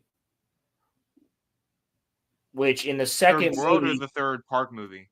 The third Park movie. So in the second book, and the second movie, so instead of Dr. Malcolm's girlfriend being the one that was sent to the island, and that's why he goes, is his best friend, who is another scientist. And he's stuck there. So it's just like the kid, but he's been surviving there by himself, stuck on this island of dinosaurs for like 6 months or some shit. So they have to show up and find him. I think I want to say his name is Levi. No way. But I could be wrong. It's something with an L, I think.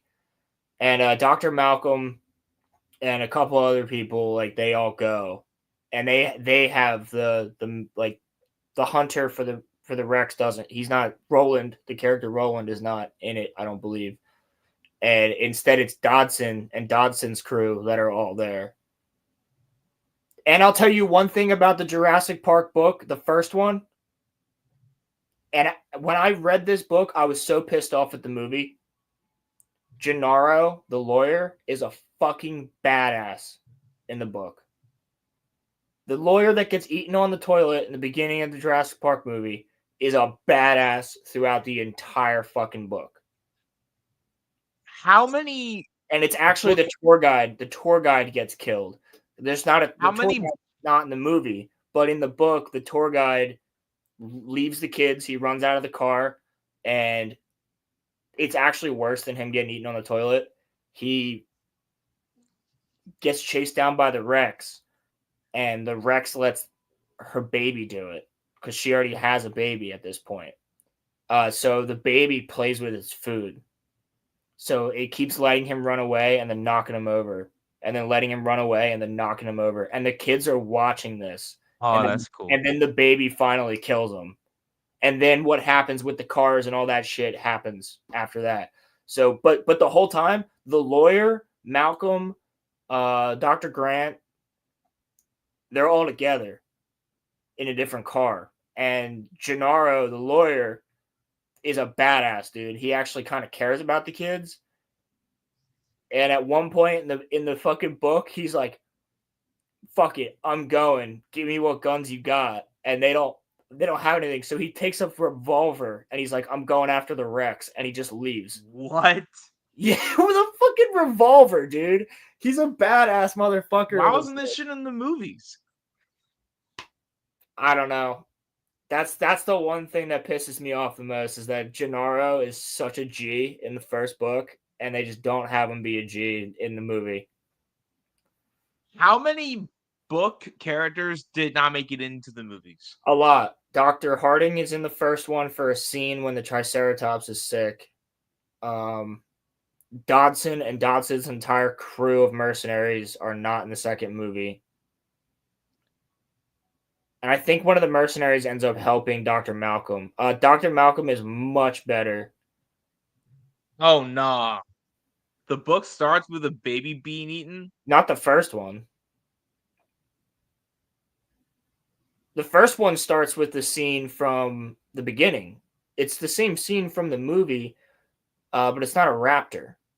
It's well, and maybe it is. I think it's a raptor, something with venom. So I don't think it's a raptor.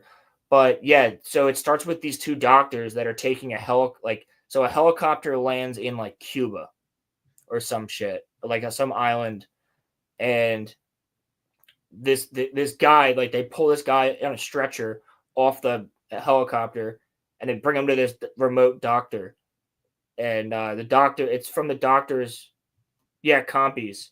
That's what it is. It's from the doctor's perspective. That's the second one. Yeah, the second book starts with the compies killing a kid.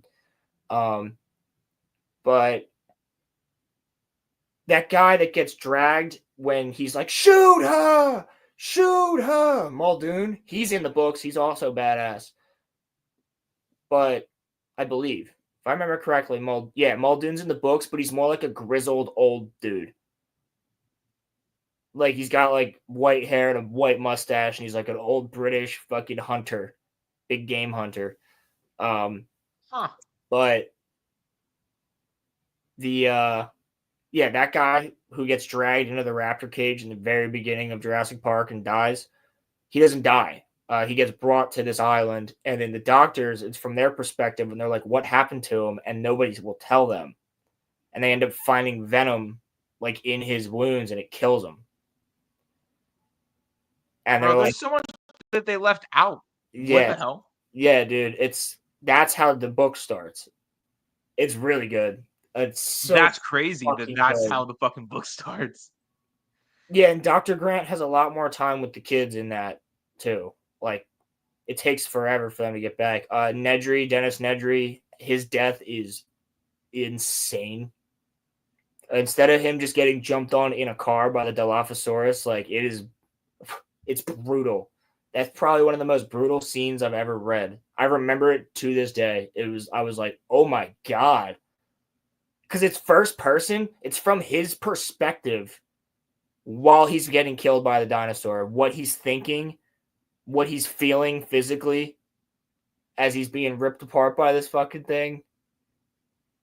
Until he finally feels this pressure around his skull and then his fucking head pops. Nah, bro. Because the Dilophosaurus crushes his skull. It's nuts, dude. Nah.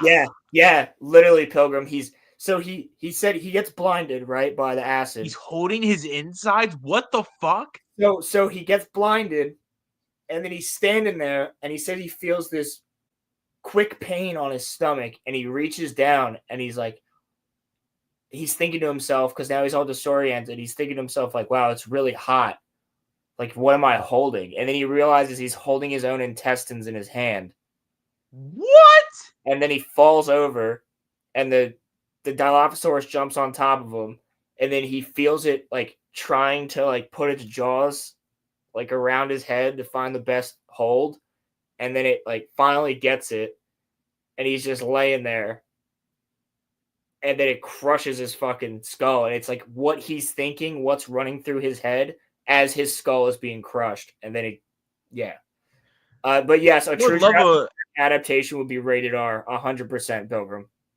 I would love a rated R cut of the first movie. That would be cool.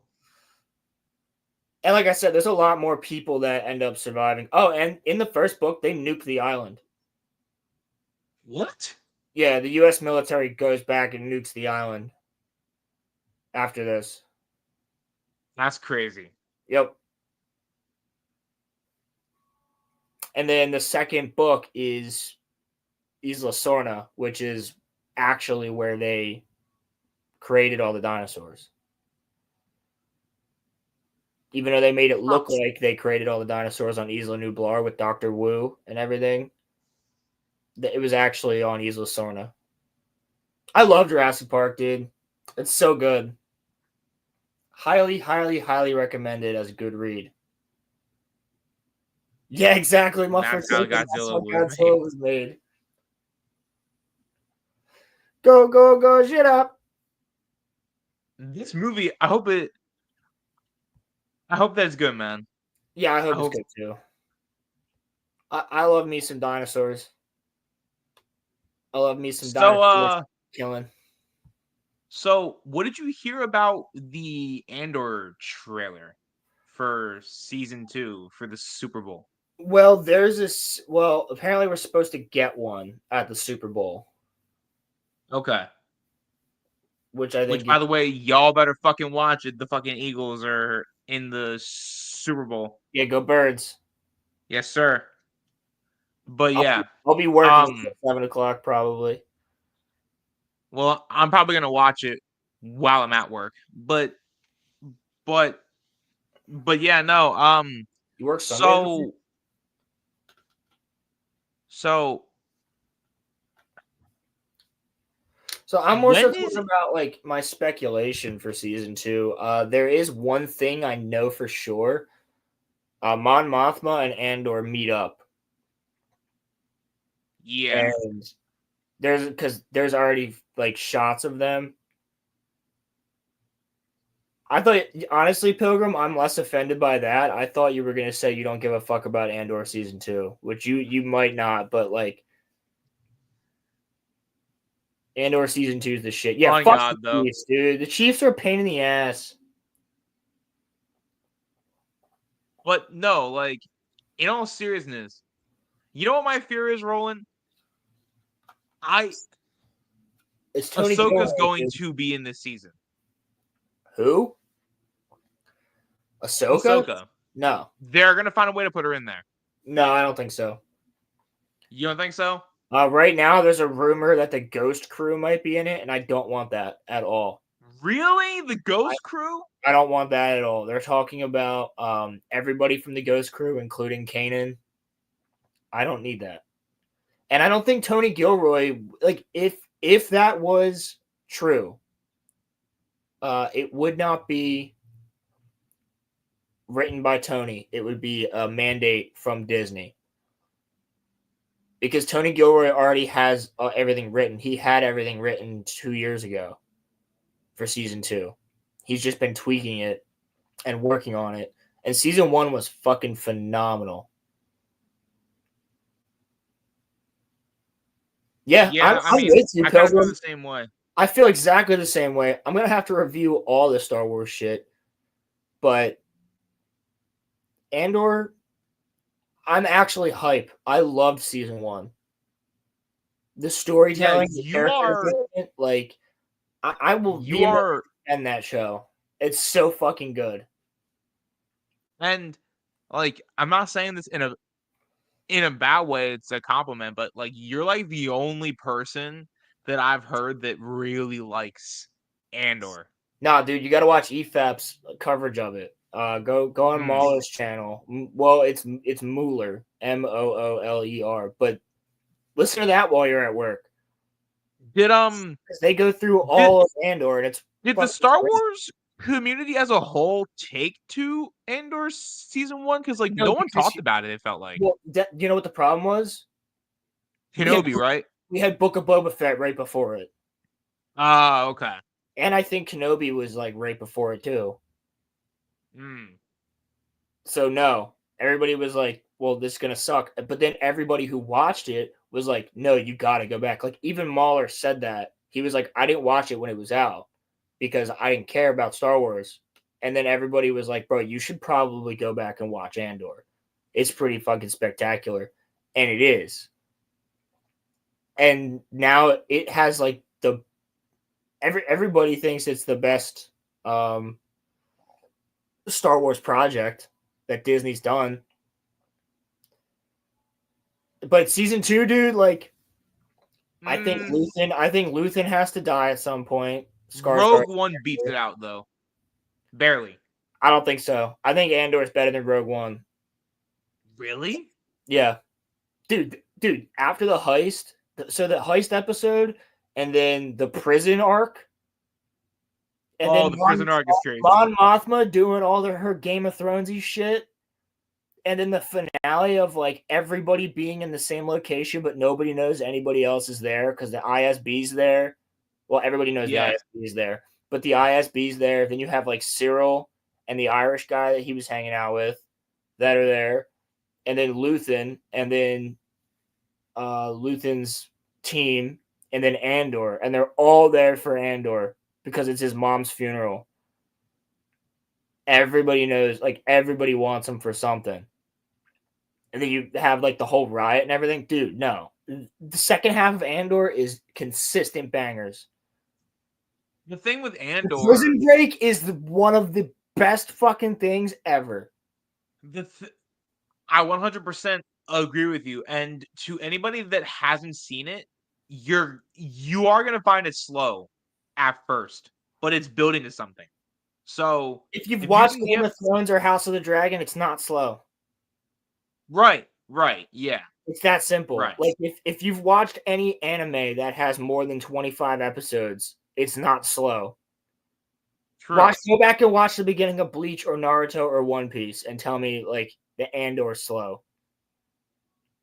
Or it's like how well, no, but like I'm trying to think of this through the lens of like a casual fan, like someone that would be like going into it.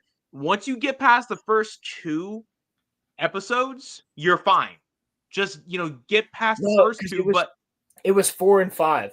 It was 4 and 5 that dragged people down because 4 and 5 was the setup for the heist. But that was a lot of character development shit. And then the heist itself happens, and then it's consistent bangers from the heist to the end of the show. Yeah.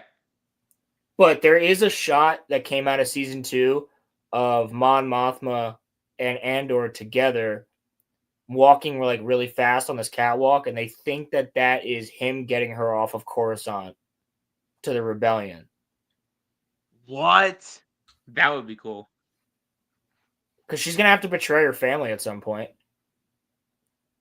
Her husband is all Empire, and her daughter is all Empire. See, I like stuff like that though. Like if we have to be stuck in this same 95-year time loop, at least give us interesting stuff from like legacy characters. Like, dude, this has made Mon Mothma one of like my favorite fucking, not one of my favorite Star Wars characters in total, but like my favorite Star Wars like political character. Because before you had 2 of them. I had Bail Organa. What about Bail? Yeah, I had Bail Organa and Padme. Yeah. Now I really appreciate Mon Mothma because she was the third one of that group. The 3 of them, there's a deleted scene from Revenge of the Sith where it's Padme, Bail, and Mon, and the 3 of them are like trying to figure out like, okay, if the Chancellor goes through with this, that, and the third, did we need to create a bill to like stop him because he's gaining too much power? And they just didn't have time because Order 66 goes down like right after that. Yeah. I think that's in the book. It is in the book. It is in the book. Yeah, it's in the Revenge of the Sith novel. But dude, fucking Andor is spectacular as a show, season 1. So I think season 2, I trust Tony Gilroy. Because guess what? Tony Gilroy said, and people were trying to flame him for this, which I think is retarded. He said he actually was going on Wikipedia all the time to look stuff up. What's wrong with that? Nothing. That's what you should do. If you don't know everything about Star Wars, I mean, he ended up writing a pretty amazing Star Wars show. But if you don't know everything about Star Wars, like he wasn't looking up like here's the thing. If your director, like let's say you're the assistant to the director and you're a big Star Wars fan, right?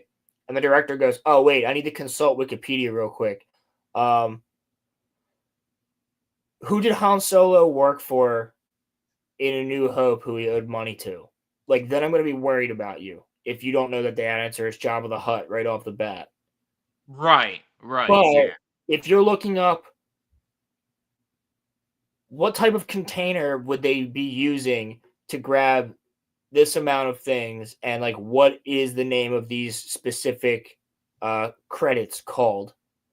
Yeah. Then I'm like, okay, he's going for it. He's doing the right thing.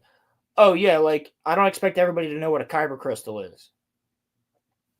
If you're a normie, you probably don't know what a kyber crystal is.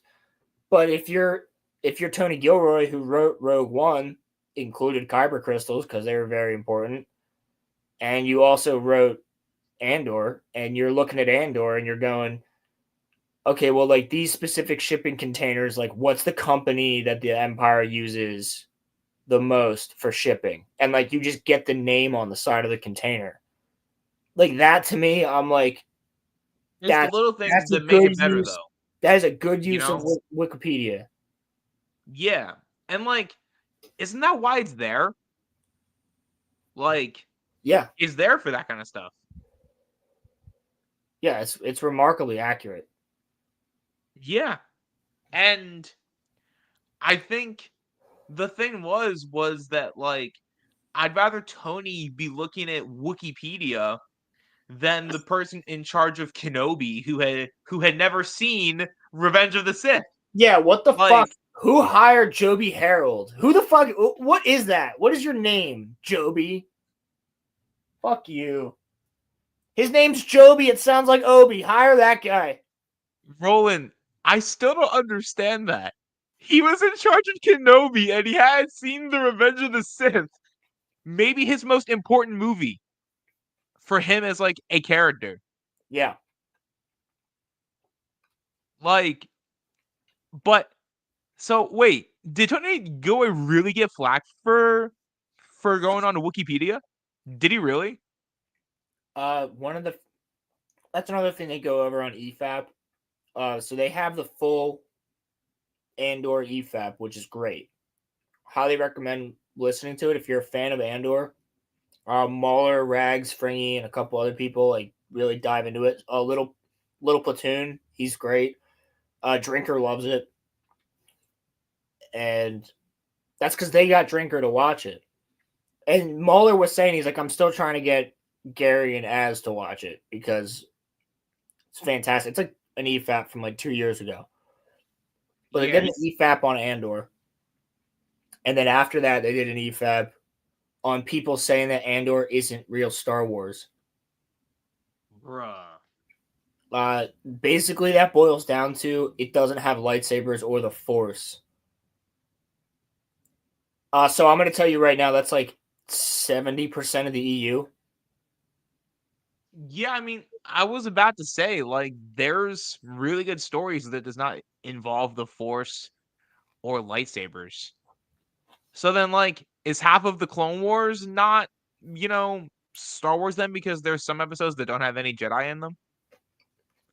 Oh, yeah, apparently. So that then like the Mandalorian for the first good chunk of it, that's not Star Wars then either. Well, no, he argued the guy in the video argues that too. He doesn't like any of the Star Wars shows. Any of the Disney shit? Or just like the shows? He said that some people were saying Andor is the best Star Wars since Empire. And like some people might have that opinion. But his argument also turns into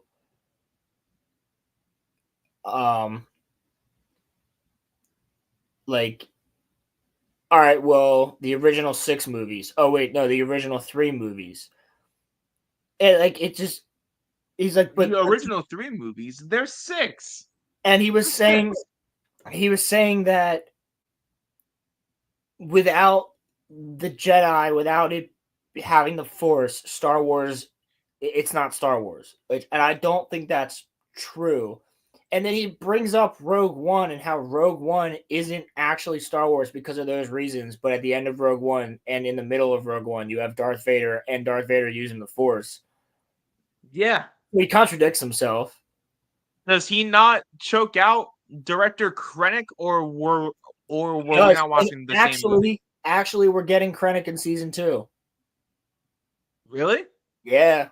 Ben Mendelsohn's going to be in season 2 playing Krennic again. Which means we might get mention, if anything, of Mads Mikkelsen as Galen Erso. Ooh, that would be cool. So and I think we could get a cameo of Vader, but I don't think of it as like a cameo, like Vader killing something. or like Vader hunting down somebody.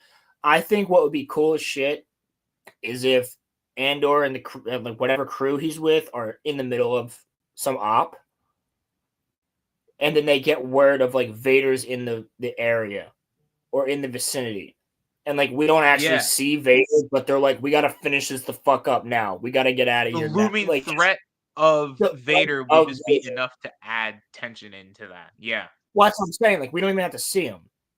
You don't have to actually make it a cameo. You can just mention like he's here in this sector. Like, we gotta go.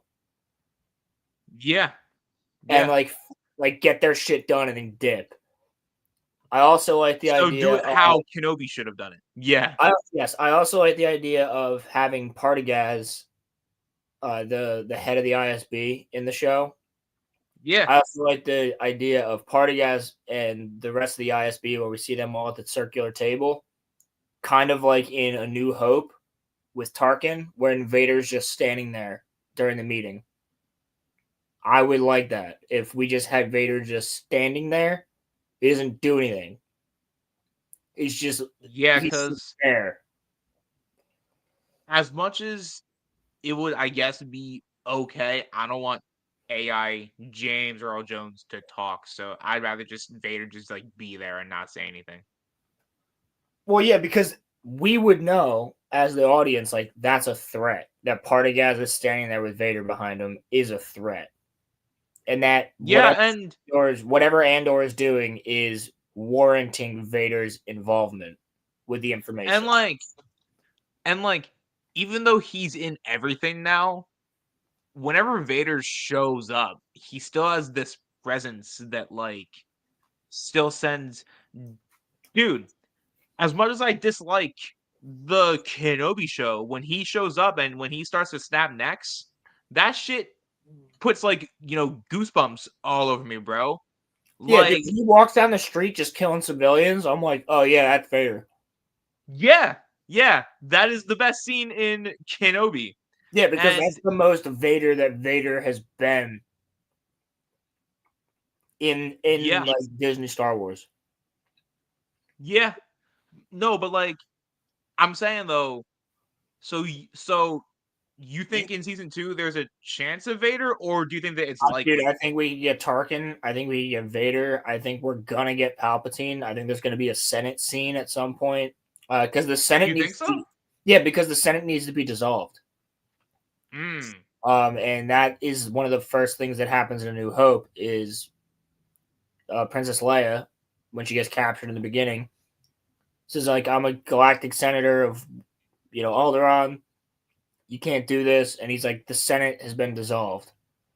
So my question is, you would know this better than me because I haven't read like all of the books. I've read some of them. Why was the Senate around? I haven't read all of the books either. I've read a lot of them, but why was the Senate around for so long?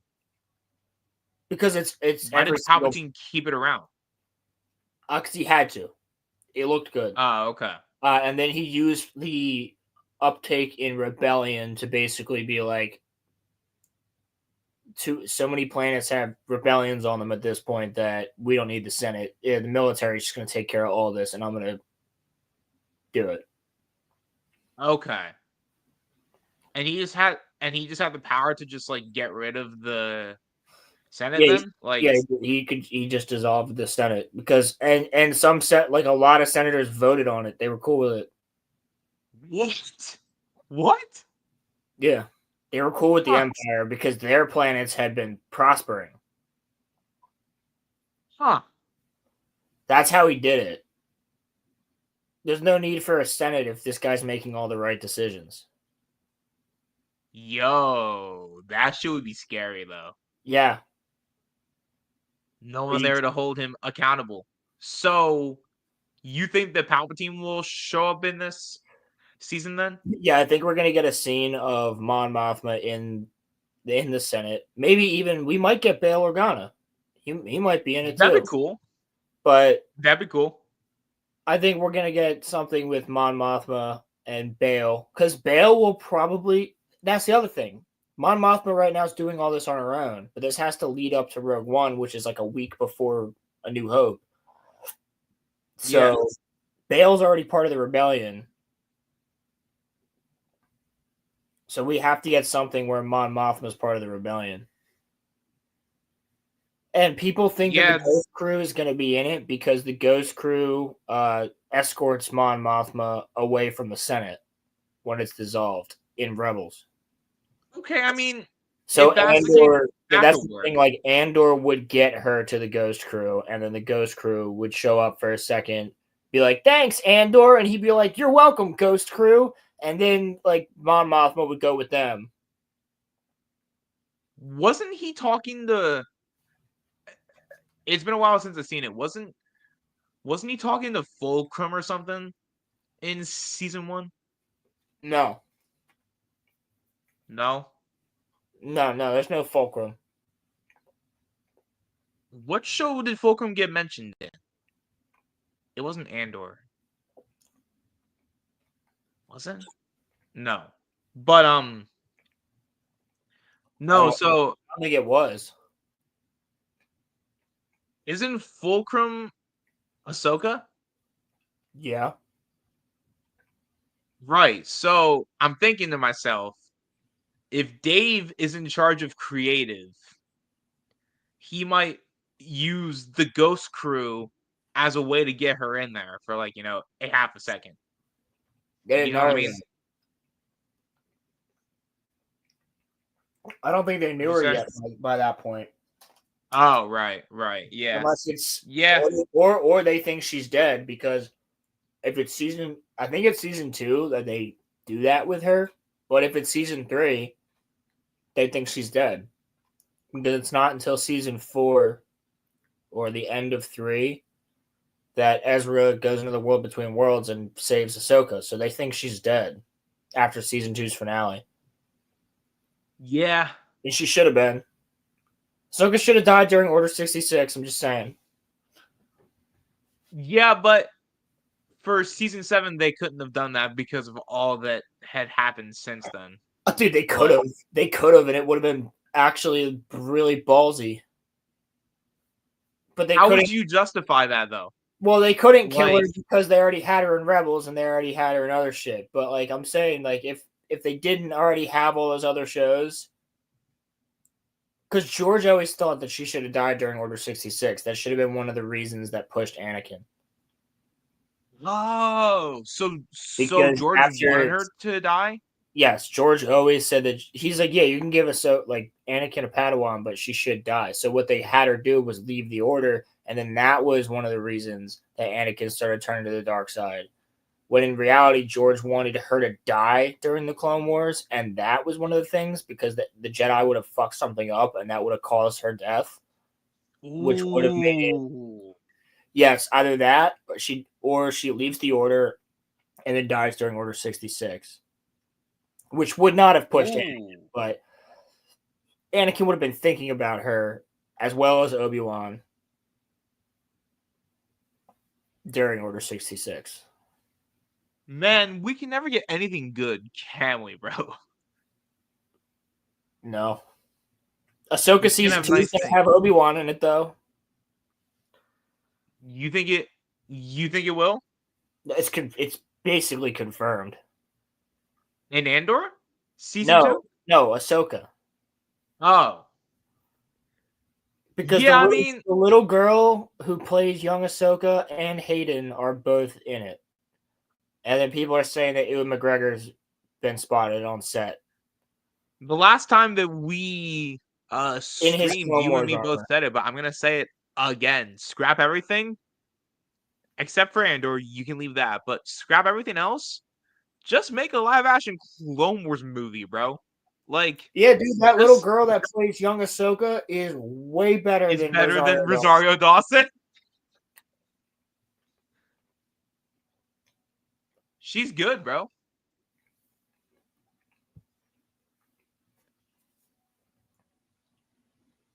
The series always comes across as Buddhist, but what would it look like if it was more Shinto? Warhammer 40K is more Christian. Ooh, that's a good question. Like, it would be sick. I mean, there's Buddhist themes, but it's not necessarily Buddhist. I The mean, Jedi are more monkish, right? Like well, they're like basically monks. they're like, well, they are monks, but they're like Buddhist monks. But I mean, what I would say is it's not necessarily like directly Buddhist. Like there is things taken from like the idea of a chosen one is supposed to be like the idea of the Messiah. And that's actually taken from Dune. Yeah, I saw that, Pilgrim. I did see that Az is back on FNT. Because of what's going on with Gary. Gary had a death in the family. It wasn't his wife, it wasn't his kids, but he had a death in the family. So prayers to Nerdrotic. Yeah, Lucas did take stuff from all religions. That's factual. He also took stuff from multiple points in history. The rebellion is basically like the Viet Cong, and the Empire is supposed to be like the British Empire. And then people will also say if you look at the Republic during the Clone Wars, it's much like America and the Middle East. But I mean, it's not allegory. It's just all ideas taken from different places. What dude, Star Wars never became gay and lame. We would be thriving. We'd all be talking about how good the Book of Boba Fett is and how we can't wait for season 2. There wouldn't be a Book of Boba Fett. No, there would have been a Boba Fett movie. Yeah, there would have been a Boba Fett movie. Grogu would already be like grown up, a teenager. He'd be going around fucking shit up. Like the Kenobi show would have been the most badass thing we've ever gotten.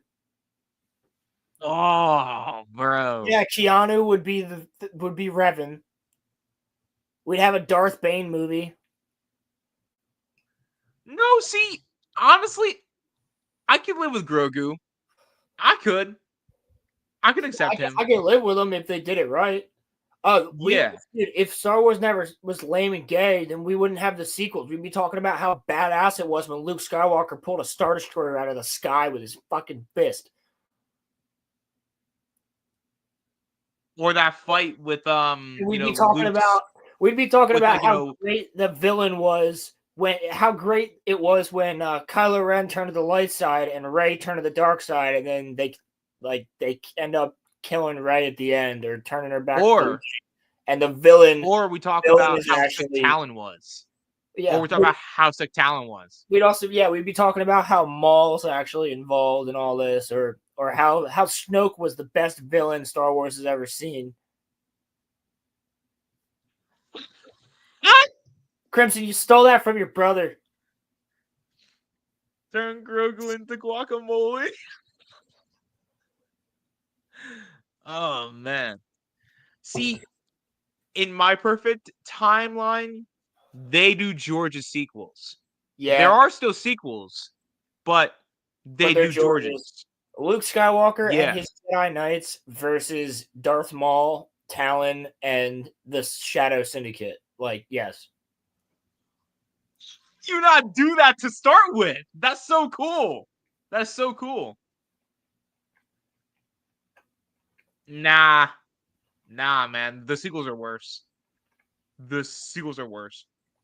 He's bad, but yeah, the sequels are way worse. Because Grogu's not actively killing the Star Wars lore, whereas like the sequels do. So like, yeah. I don't know. Force sensitive clones. Because of Grogu's blood, that definitely kills a lot of lore. Oh, true. That's a good point. But you don't have Grogu burning sacred Jedi texts or drinking blue titty milk. You know? It was green. You know what I mean? You don't have Luke Skywalker trying to murder his nephew because he had a bad dream. Bro, could you imagine? No, you just have, Could you imagine CGI. like your mom just wakes up in the middle of the night, she's standing over you with a fucking lightsaber, And she's like, I had Bro, a bad I would never dream. sleep again. I had a bad dream that you were mean. I'm just gonna kill you. Like, yeah, but like the sequels though, they no, dude, I'll the say the this. gays and the women were there before. The gays and the women have always been there, but they were the ones that didn't give a shit. They were the ones that loved Star Wars for Star Wars. Then the sequel trilogy made it a normie franchise. Until That's the what sequel happened. trilogy, Yes. everybody was made fun of for liking Star Wars. Everybody It got was no longer for the diehards. yeah. It was no longer a nerdy franchise. It was Corporate. Muffler. I It was can't corporate. disagree with you that Mando is discount Firefly. I can't disagree with you. That's kind of. I think you hit it right on the head, Roland. Yeah, it sequel became a normie turned Star franchise. Wars corporate. They made it. Now, it was always meant to make money, but the sequels felt like they were like just there to make money. Money. That like there was no passion there. Whereas like say what you want about the prequels, George was expanding his world and his lore more. Yeah, he also took like what 15 years to write it. 17 years. Mm, When 83 to 99, yeah. 83 to 99, so 16 years. Yeah.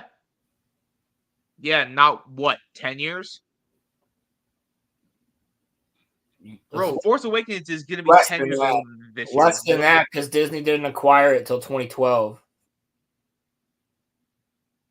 True. Shit. 3 years. You're right. Yeah. Actually, less than 3 years. But then they went into the trilogy without having any plan for it. Yeah, they said it proudly.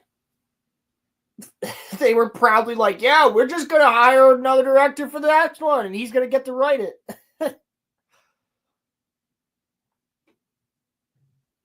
The sequels were big, but then died out. But Grogu revived it for the wine moms who can't get laid and for the normies who are retarded. I will die on this hill. He's not wrong. All right, but He's not wrong. The thing is, but the sequels did more damage to Star Wars as a brand, and you also split the entire fan base again. There's some people that, because of The Last Jedi, never even watched Mando. Had no hope. Lost all of it. Yeah. And like we were that. I think people. I think that the sequels killed any hope that like the diehard fans had. You know, Crimson, I'm so with you on this one. I'm so sick of fucking Grogu and Anya shit. I don't watch that show for the fucking Anya. Talking about Spy X Family. Yeah, I figured that. But anyway, sorry. What were you saying? No, like I'm saying that like the thing about the sequels was that it impacted Star Wars more because I think in the grand scheme of things, Mando is inoffensive. Whereas like the sequels, like even like Rian Johnson actively said he was trying to hurt the fans. Mando season 1, because Mando season 3 was offensive as fuck, and so was Mando season 2. When you go back and watch Mando season 2, it's fucking offensive. There is one episode of Mando season 2 that's great. I don't know if Star Wars could have came back after the sequels, bro. I don't know about that one. No, he's correct. It could have if The Mandalorian was fantastic. That last part is like completely accurate though. Disney's making shit for like the normie fan now, not for the diehards. That is 100% true. I think they've always done that, except for Rogue One, written by Tony Gilroy. Yeah, like that's weird as shit. Because like, Tony fucking Gilroy, dude. Because him and Gareth Edwards, the two of them together, Gareth Edwards made the entire writing team watch Saving Private Ryan and like every other highest grossing war movie. And then they started writing the next day. They watched like 6 movies and then wrote. And so all that was fresh in their heads and said, make this in Star Wars about getting the Death Star plans. And then Tony Gilroy fucking wrote that shit as the head writer. And he killed it. And he guess what? He researched. He went onto Wikipedia to make sure that everything was correct. Yeah, and Vader's not in. I don't Vader's think not the Vader stuff. oversaturated in that movie, which is cool. Yeah, Hello. I love basically everything. I liked the Jeddah stuff. The characters are cool. I like that everybody dies. Yeah, that's different. You see, it's different, and you see how actually like crazy this is. I love the final sequence. The whole final. You know why you like it? The whole Battle Owen? of Scarif is fantastic. It's very much like Halo Reach. Yeah, you're probably right. We got a team of 6 people, and they all die, and I'm like, oh, no, him. Right? Yeah, no, And yeah, then it's very Halo Reachy. yeah. And dude. Forget who says it, but when the like one dude said, I am the force or something like, the force is with me, bro, goosebumps, bro. Every time. I went with the force. Every time. Yeah, bro, he's literally Ip Man. Yeah. Yeah. I mean, he is. It's just Donnie Yen. He's the same actor that plays Ip Man, but like he literally is Ip Man in the movie. And then fucking Forrest Whitaker is in that movie too, which is like crazy. Dude, that's the other thing. The guy from the EFAP that I was talking about, who was saying that Andor is not real Star Wars and that Rogue One by proxy is not real Star Wars either because there's no the Force or Jedi. Bro, you have a main character who's fucking blind, and he's kicking ass, and he's always talking about how I'm one with the Force and the Force is with me. Yeah, that's the Force, bro. Yeah. Yep. Rogue One is more Star Wars than anything else Disney's done. Than the Acolyte. Oh my god, yeah. And the Acolyte's chock full of fucking Force users. To be fair, this guy made the video before Acolyte even came out, so. And Ahsoka. Maybe I can give him a small pass. But I don't think Ahsoka's out yet either. And I will tell you, there was a couple scenes in Ahsoka that felt like real true Star Wars, and all of those scenes revolved around Baylan Skoll and Ray Stevenson's performance as Baylan Skoll. I thought Hayden also did a good job too. Well, Hayden did a fucking fantastic job, but yeah, he was given a shit script. Yeah, Ip Man does rock. See, Muffler Tape knows. And The Raid is another great movie. I gotta watch that.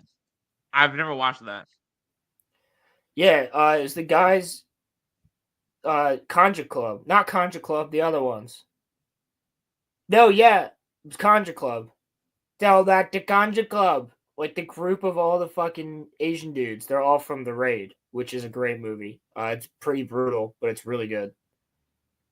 Martial arts and shit. But the thing that I've always been bothered about when it comes to Rogue One, I like it, but I was always annoyed that they cut that scene of Vader on the beach out of that. Yeah, out of, the final cut of the movie. I agree. It's also janky. Like, it cuts a lot. It'll be like, this planet, cut this planet, cut this planet. I know why they took it out, but, like, that was in the trailer, and it made me so hype. Seeing Vader on, like, the beach and shit. Rogue One has the hypest trailer. I know, bro. There's 2 trailers that Star Wars has done that are fantastic from Disney. Rogue One and Clone Wars Season 7's first trailer with the clones, with all their voices. Like, I gotta show it. The Clone Wars one and the Andor and the Rogue One one. Clone Wars Season 7 announcement trailer.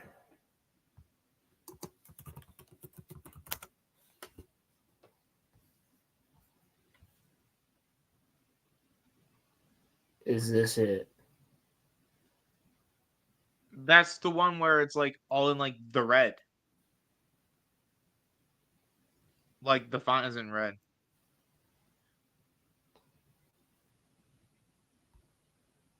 Hold on.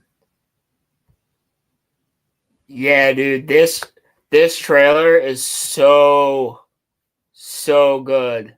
This is before the font was red.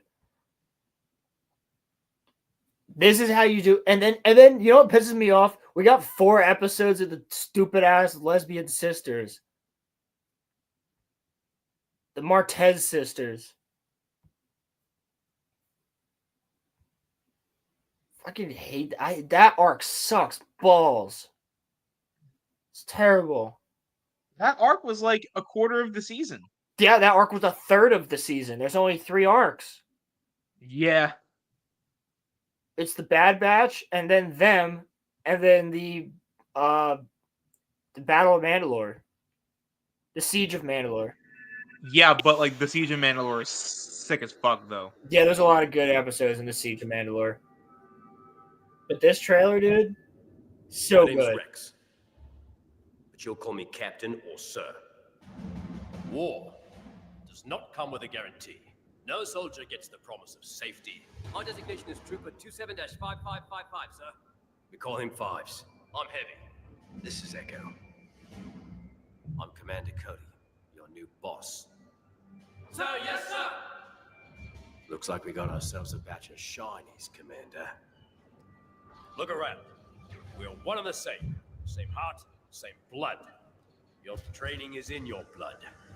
And my blood's boiling for a fight. So I have any idea what this is our war. This can't be good. We need to pull back. Get on the portal. If we can draw them out, we can see them. If we can see them, we can hit them.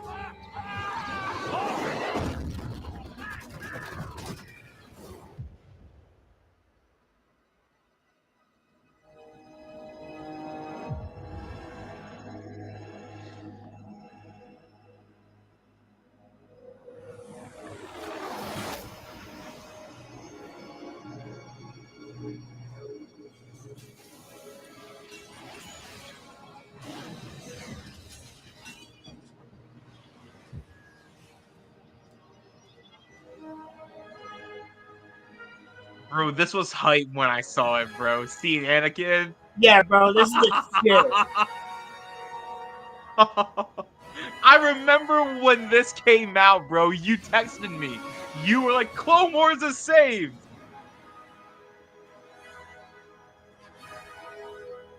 Yeah, dude, that's the shit right there.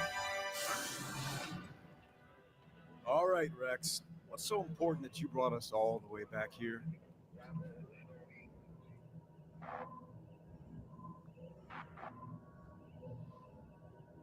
Hello, Master. It's been a while. Clone Wars saved, bro. I remember when that was trending. That was hype. I remember, dude. That was hype. And then they gave us the shit about the sisters for like 5 whole episodes. But you know the whole hype of that was okay, we're getting the Bad Batch episodes clearly. Because they were always rumored, and we had seen the clip of the Bad Batch rolling up, where they had like Padme Amidala as like the nose art on their ship. They had like a sexy version. Small Time says that the Martez arc was supposed to be Ahsoka having a romance with some guy, but they scrapped it. It was. I would have rathered that actually. Well, I would have rathered it if it wasn't even just some guy and it was like Lux Bonteri, the guy that they actually built her up to have a relationship with. A third Pacific Rim? What? Yeah, I want to see if I can find the Rogue One teaser trailer. There's another Pacific Rim? Hold on. While you're doing that, I didn't even know that there was a second one. Dude, Oh, I remember, the second one's got John Boyega in it. yeah, it does. He said, "Never mind, the Pacific Rim shit is fake." Bro, I just looked that shit up too. Your Being brother an is a idiot. fucking goober. Yeah, your brother is a freaking goober. This trailer. I remember this shit premiering. It premiered on Good Morning America. I was in school. And Bro, I swear that we were in class I when was. this shit like dropped. We were, and I watched it. I put a fucking earbud in and I watched it in class under the desk. I remember because I was like, "Oh my god, this is a fucking banger." I'm probably sitting there grinning, and everybody's like, "What the fuck is he laughing at?" It's fantastic. State your name for the record. Jin Ursa. Forgery of imperial documents, possession of stolen property, aggravated assault, resisting arrest. On your own from the age of 15. Reckless, aggressive, and undisciplined. This is a rebellion, isn't it? I rebel.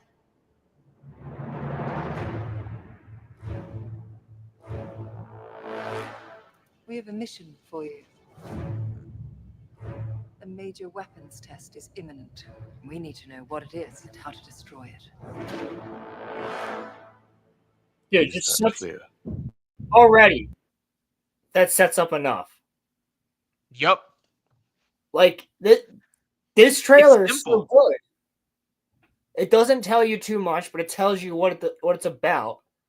And then they just start showing crazy ass scenes in like 2 seconds with the freaking Star Destroyer alarm going, which is what we use. By the way, I took it from this trailer.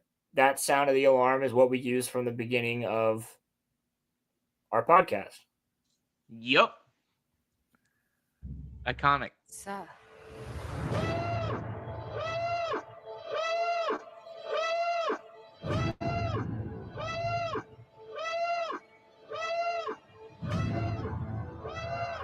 Hey, Forrest. What will you do when they catch you? What will you do if they break you?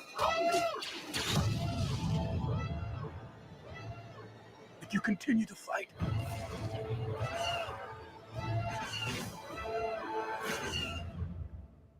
What will you become? I can show you right now how many scenes are not in the movie.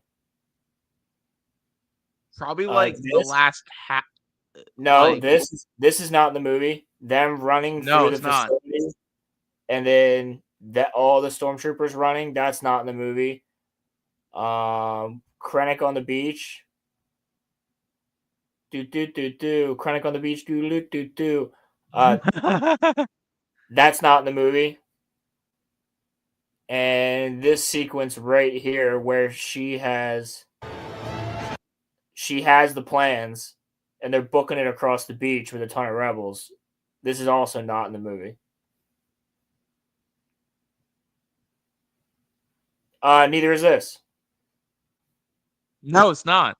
The end shot of the trailer is also not in the movie. But yet, still a fantastic movie, though. Oh, it's great. They always put stuff into the trailers that's like, not in the movie. But I would have loved to see this scene. That's true. Roland, did them putting Vader this into also, the official trailer ruin him being in this movie though? This also was not in the movie. Rebel pilots on Jeddah. No. It wasn't, was it? No, it was not. This wasn't in the movie.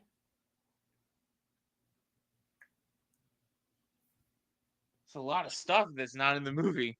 I know. That wasn't in the movie because they all go on their own. There's not pilots that are running with them.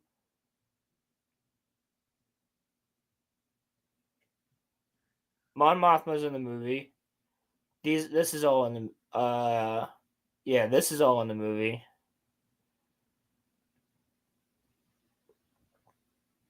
And that's in the beginning. But yeah, I don't even know. Yeah, that's in it. Yeah, everything else is not. Basically, like 70% of this trailer is not in the movie. But yet, like the trailer is still like epic as shit, though. Yeah, it is. What about I want to see this one. After we show whatever you wanted to talk about next. Speaking of trailers, we might as well. We're not gonna watch it, but we should just talk about the Fan Four Stick trailer.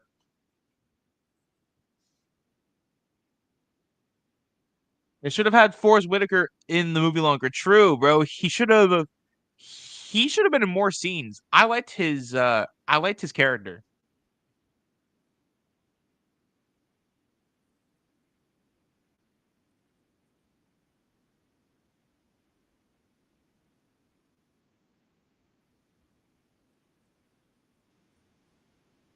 What are you looking for? Oh, I found it. The Andor trailer has the same vibe. Does it? I don't remember that trailer. The Andor trailer has the same vibe as the Rogue One trailer. It's good. It's got you like thinking about what's coming up. So we'll watch this real quick too. This one's also a banger.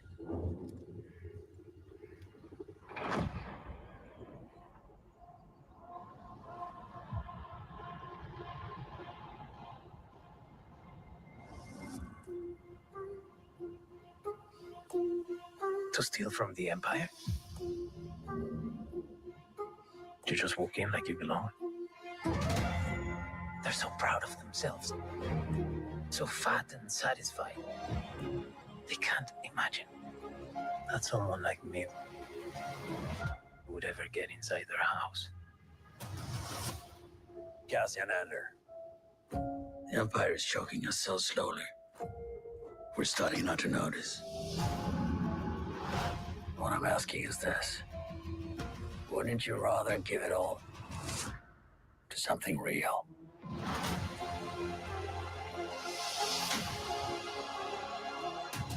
I need all the heroes I can get. For the greater good. Call it what you will. Let's call it war.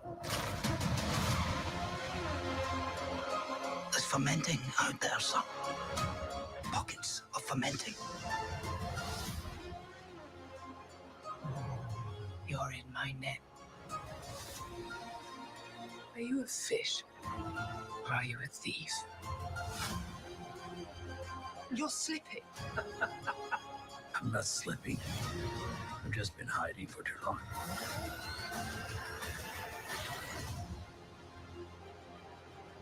As long as everyone thinks I'm an irritation, there's a good chance they'll miss what I'm really doing. What are you really doing? This is what revolution looks like. I'm tired of losing.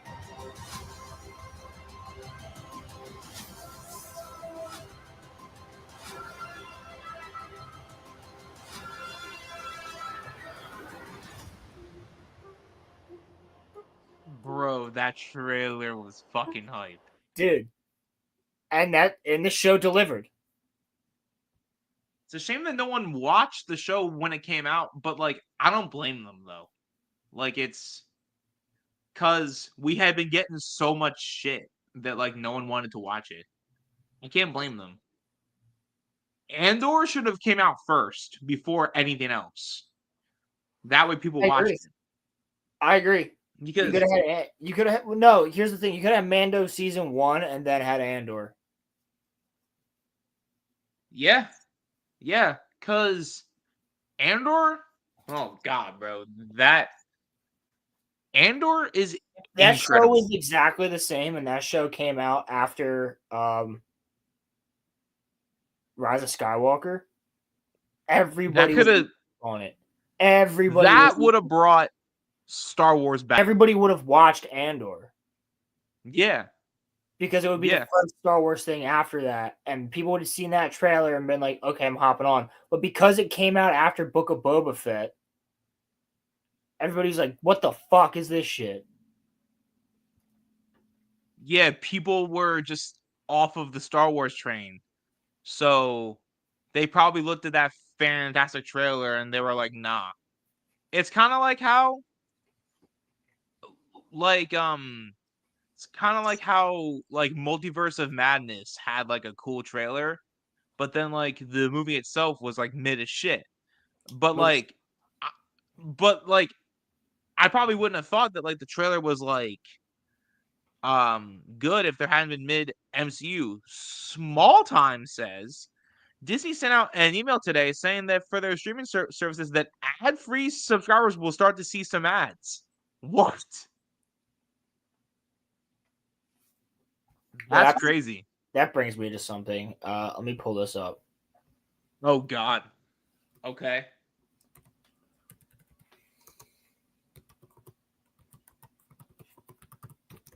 Brings you to what? What happened?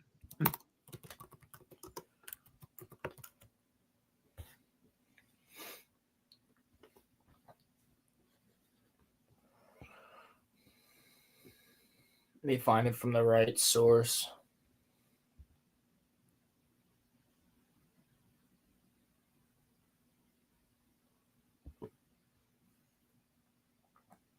Whatever.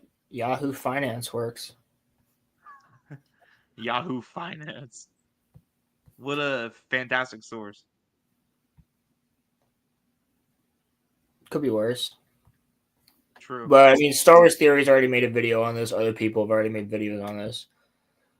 But oh no, I think I know what you're Disney Plus lost 700,000 subscribers to price hikes. I saw that. Disney Plus has lost 700,000 users since September 28th, 2024. Likely due to price increases and its password sharing crackdown. It's not going to stop Disney from raising prices again. In fact, Disney's tactics have been a complete success. Did they make money this last year? Firstly, the platform now sits at 124.6 million users, down from the 125.3 million. So 700,000 represents just over 0.5% of users leaving between its quarterly reports. Yeah, but how many people are watching?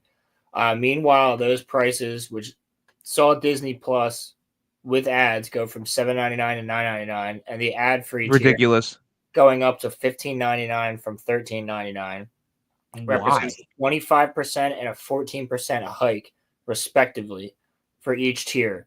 So the remaining subscribers would more than cover the cost of people leaving. But the real kicker for people hoping we can somehow convince Disney, Netflix, and the rest of the price rises and password sharing crackdowns are a bad idea is this. In researching this article, I found that Disney's subscriber drop was from international Disney Plus users, not those in the US or Canada. Not sure. I don't have Disney Plus right now, so I am in the US. Where the significant price hikes happened. In fact, US and Canada Disney Plus numbers rose by 800,000 this past quarter despite the hike.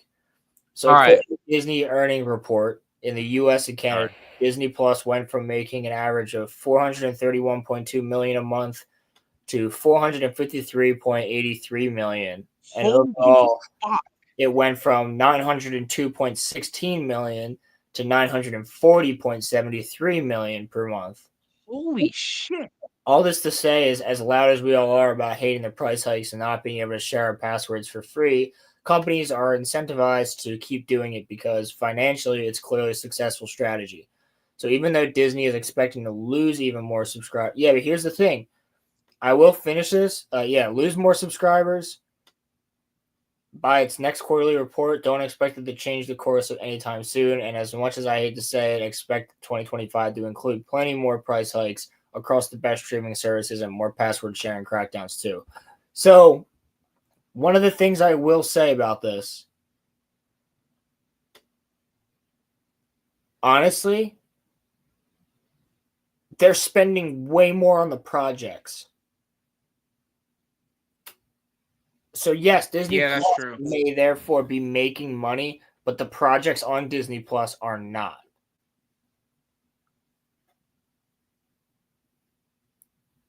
It's a good point. And yeah, small time. Also, That's funny that they would lose subscribers from cracking down on password sharing. Yeah. so my question is, do we have any evidence of them hurting their subs? And what I mean is, there is a Disney, Hulu, and Max, bundle pack, right? Well, he's That's correct right here too. A lot of that comes from parents that are just going to pay it anyway because their kids watch Bluey or other kids shows that are on Disney. true. And But they're also including the Hulu bundle subscribers and the ESPN so bundle subscribers. so that was what I was asking, because I have the Max, Hulu, and Disney bundle pack. So are people that, like, say that you don't even watch Disney Plus, but Yeah, so you have that bundle pack, Yeah, they're including that. that counts? Yes. Okay. So they're not counting only Disney Plus people, because like I'm sure that would be a lot less. No, because we had the bundle pack too, and we dropped Disney out of it. You can do that? Whatever one my mom uses, yeah, she did it. Oh. Because guess what? We password share. I have it. We're in the same household, but like, I have her accounts on my TV and my Xbox. Well, I don't have them on the Xbox anymore. I just have them on the smart TV. But yeah. Huh. So Also, but speaking yeah, of no, my so TV, like, speaking of my TV, Roman, remind me. I have a question for chat. To remind me when we're finish this topic. okay. No, But no, but so the reason that I brought that up was that I know that a lot of times companies will fudge their numbers to show that they're more successful well, we can't than even they prove actually Disney's are. numbers. We can't prove any numbers unless they're from the UK. Like if they're filming in the UK, they have to report their numbers. So we can't actually Yeah. genuinely prove how much some of these shows cost. We could prove how much Andor cost because Andor didn't film in the US. Well, my question is, Roland, is that um is there any way to like decipher? I'm not asking you to do it, but like, does someone have a chart of only Disney Plus people? Because it would look a lot smaller if we had only that sample size of like only Disney Plus people. Because even though it technically counts, I don't count the Hulu and Max thing, because that's like a bundle thing. That doesn't Yeah, I count. don't count that either. Yeah. Like, cause like, Because some people are only getting the Max thing for yeah, Max. because Max is like $2.99 a month now, or something. Which I wish that I would have known that earlier. No, but no, but so like, I'm saying though, like, this article, and like, I'm not expecting a full like breakdown of like charts and stuff, but like, they didn't mention. Samba TV might have it. Well, no, but like, I'm saying, I'm more curious to see how many Disney Plus only people left, because a lot of people probably just like dropped it because they didn't want it as part of their Hulu or Max bundle. Like, I'm curious to see what the numbers are for like only Disney Plus people. Yeah, Because that one. that's where you see the actual loss is there. Yeah, it's interesting. Yeah. It would be cool with a Trump executive order that streaming services must make subscriber count, profit loss, and viewing hours public since they are publicly shared companies. Yeah. I'm all I wouldn't for mind that. that, but he's too busy banning paper straws. So yeah. Oh, we're back to plastic straws now, Roland. I don't know if you well, saw paper that. straws fucking suck. So All right, but it's better for the environment, okay? it's really not. No, it's not. In the long run, it's really not. I can prove that with data. Why does that shit fucking matter? They don't help at all. Paper straws do not fucking do anything. No, but they suck in drinks. Yeah, they're you can't even drink. Okay, if you want to take more than like 15 minutes to drink your soda and you have a paper straw, you're fucked. Dude, you can't even drink fucking like milkshakes with like, paper straws. No, you're just gonna sit on you're just sipping on like wet cardboard and hoping that something comes up the straw. No, I don't. Sure, fuck paper straws. Because Biden's a fucking moron, okay? That's why. Because whether straws are paper or plastic, the turtles are still gonna get it around their fucking necks anyway. It's not around their shit, necks. It's in their nose and their throat. You can't get a straw around your neck. Okay, sorry. In their nose and throat, and whether it's paper or plastic, it's gonna fucking kill them. It's the point of the fact that, like, there's so many more important things that fucking matter, bro. There's so many more, like, That's what I'm going from saying, Small Time Republic. Yes. Yes, because guess what? More turtles die from lids, plastic lids for soda can or soda bottles or cups, whatever. And and the connectors that hold together a six pack, those plastic rings. Yeah. More turtles die from them because the turtles eat jellyfish, and the turtles think that those are jellyfish. I mean, that's literally just like the fault of the turtle, though. Well, yeah. Why? It's just animals being fucking dumb. But I mean, honestly, there should not be plastic floating around our oceans either. I 100% am all about let's get rid of the fucking pile of trash the size of Texas that's floating around in the Pacific right now. Well, I mean, we can't get rid of it now; it's there, but No, we can stop it from. We easily can stop it from growing. could.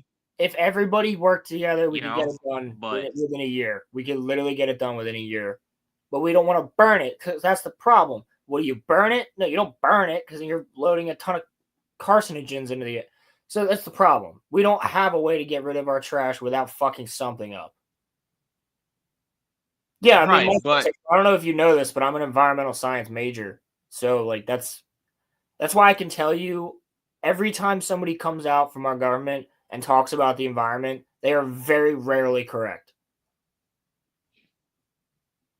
Also, what was the question that you wanted to ask chat about your smart? Because I was reminded. television? I need so people leave comments on the video or just comment in the chat right now. I need a fucking game to play. I need a story game or a multiplayer game that's like really fucking fun that I can get on Xbox and play. Because I want a game and I'm bored as shit. I've just been playing Cyberpunk again, which is great. Doing a full 100% playthrough of Cyberpunk and the DLC because I never played the DLC. And I just downloaded Assassin's Creed Valhalla because I never played it, and I was like, "Fuck it, I'll just think of it as like a." I'm not even gonna. You're think a fan of 2, right? I'm not even gonna think of it as an Assassin's Creed game. I'm just gonna think of it as like a Viking game. I just need something to play. So, chat, give me something that's really fun to play. If it's on Game Pass, that is preferable. I have played Crysis. I literally thought about downloading Crysis again, playing through. I know you're not a superhero fan, Roland, but like I'm telling you, bro, get the Arkham bundle. You'll have fun. Thought about that. I just played Dead Space last year, so I don't want to do that again. What about Mass Effect? I might do a Mass Effect. I was thinking about doing Mass Effect. What about Dark Souls? I've played every Dark Souls. I've beat Okay. Dark Souls 3. I'm like on New Game Plus like 17. There's some shit like Dark Souls 3 I've played so many times. Is it a Sweet Baby game? Path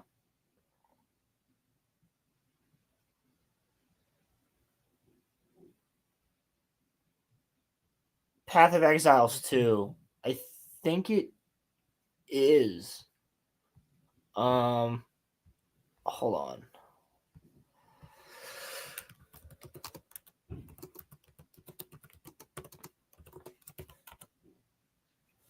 What about Yeah, Path of Exiles 2 Ooh, is on Roland, Xbox. wait. I was thinking Hold about on. in Baldur's Gate too. Baldur's Gate 3. You want a story game.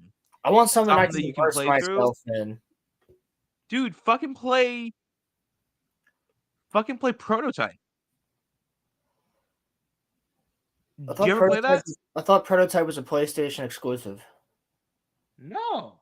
Is Prototype on Xbox? I don't think it's on Game Pass though. Here, you know what? I'll go on Game Pass right now. Let me see what's on there. I'll go on it as we speak. As we speak? Yes, As sir. as we speak. Let me mute my TV. You guys probably hear my controller though. Let's see. I got to go back to Skyrim too. I was doing a Skyrim gameplay. I made my Skyrim look like it just came out last year with mods. It's fantastic. And I was just playing through regular ass Skyrim vanilla, like no DLC campaigns or anything or quest lines. I do have to beat Cyberpunk again because I've never done the DLC. What about San Andreas? Is it on Game Pass? I don't know. I'm looking Assassin's Creed, Odyssey, Origins, Valhalla. I chose Valhalla. Arkham Knight's on here. Play that, bro. You'll like it. I'm sure I will. I just want something a little bit different. Yeah, Crisis 2, Is Crisis Prototype 3, there? Dante's Inferno, which I thought about playing. Ooh, I that's good. haven't played that since I was a kid. Dead Space, I've played all those. Dead Island 2 What is a about the game. What about Dishonored, the 007 games? Yeah, I don't want to really play something I've played it through. See, like I was playing Dragon Age Inquisition again. I was playing Dishonored again. I played Dead Space. Dishonored is good though. I fucking love Dishonored. I was thinking about downloading one of the Fallouts and doing that again. Far Cry 5 maybe because I love Far Cry 5. Far Cry 6 was fun, but Far Cry 5 is the shit. What Far Cry about 3, I don't want to play any of the Gears of War. I do Saints have. Row? No. Old Saints Row, yes. New Saints Row, no. I do have Ghostwire Tokyo, which is a cool single player game. You ever played the Yakuza games? Yeah, and I think I'm gonna get the pirate one when it comes out. Oh yeah. Because the last game that I played that was new to me, it was also new to everybody else, was Indiana Jones and the Great Circle. I also might re-download the Skywalker Saga. I never played Lies of P, and everybody says I should. What about the Avatar game? Did you play that? Yeah, I never beat it. I was playing Mafia, the definitive edition of Mafia, and I kind of fell off of that. I was thinking about Lords of the Fallen because Lords of the Fallen and Lies of P are both like Souls-like games. I might do Mass Effect. I guess I should do like what, 2 or 3? Probably 3. 3's got the bad ending though. Yeah, I was thinking about Deus Ex as well. Roland, wait a second, bro. What about BioShock? Yeah, I haven't played BioShock in years, and I don't think I never truly beat BioShock because I never had it. I was gonna do Persona 3 Reload as well. You play Persona? I was thinking about it. Yeah. I don't peg you as a Persona player. That's actually cool. It's the closest thing to an anime and video game that you can do. Oh, also like Stalker 2. Why don't you play the Naruto games? I do. They're on there, I'm sure. They're not anymore. They're not? I think I already own them though. Yeah, like I was even gonna download Star Wars Battlefront 2 again. Like the one from 2017, just to play some fucking Star Wars battles. Callisto Protocol is one that I want to play, which is like a Dead Space type of derivative, but I don't know, dude. I'm just thinking about something fucking fun. What about Titanfall? Can't play it anymore. Oh. It's like packed with hackers. I love Titanfall. I'm a beast at Titanfall. Yeah, they have all the Yakuza games on here. The Yakuza games are good. So, I mean, I could do a Yakuza game. You know what you should do if you choose to not do the Yakuza game, bro? Outlast is fun too. Oh, I've played Outlast. Yeah. That's the thing. I've played a lot of stuff. Did you play Outlast 2? That's kind of why I'm going back to older games, is to find something that's. It sucks that you don't have God of War because, like, you would like those games. Maybe soon. Maybe soon, yeah. I also unapologetically love. You know what? Maybe No Man's Sky. Now that it's good. What about That's a possibility. Star Wars Commandos. What about the Commandos? Well, yeah, I've played all those. Oh. Are you looking for something that you haven't played or something that you haven't played in a while? I'm looking at either something that I really barely remember playing or something I just straight up haven't played. What about, like, are you into racing games? No. Oh, because I was going to say, you should play, like, Need for Speed. No, I have played all those. My favorite racing game is a Halo 3 or Halo Reach racing map. Fair enough. That's what I like. I might even play fucking Firewatch. What about, like, GTA 4? It's not on Game Pass, dude. I'm trying to save money. It's not on Game Pass? No. There's actually a lot of games that I have just found that are like either indie or otherwise on Game Pass that I've played and end up fucking loving. Like, I have a game which I have to get back into. I haven't played it in a while. Haven. Never ever played that game. Haven is really good. It's wholesome as fuck, but it's good. It's about basically a ship crash lands on this planet, and it's a fiance and the guy. You think they're married and everything, but in reality, they left like some crazy dictatorship government, and like her mom helps run the fucking military, and the two of you dip, and you can switch at any point in time. You can play as the girl or the guy, and you're like basically building your lives on this planet, but then the military finds you eventually. It's wholesome as shit, man. Like, you just like living with your significant other and just doing shit and living life on this alien fucking planet. and then you gain these fucking powers and you start fighting the fucking military when they show up and shit. It's good. I like it. Haven's a good game. Haven's very That sounds wholesome. cool. It's very wholesome. You have to wake up and make You know what you breakfast. should do, Roland? You can Because wake up you early and talked make shit on breakfast for it. the other one. Yeah, I know what you should do, Roland, because you talked shit on it when we were looking at the top 50 list. You should play Hollow Knight. I could. It's on Game Pass. No, I won't though, because fucking Hollow Knight is not above the other shit. Bro, they had that shit above like Arkham City, which is crazy to me. Did they have it above fucking Skyrim? Yes, bro, they had it above Skyrim. They had it above Minecraft. They had it above League of Legends. And like, World of Warcraft and shit.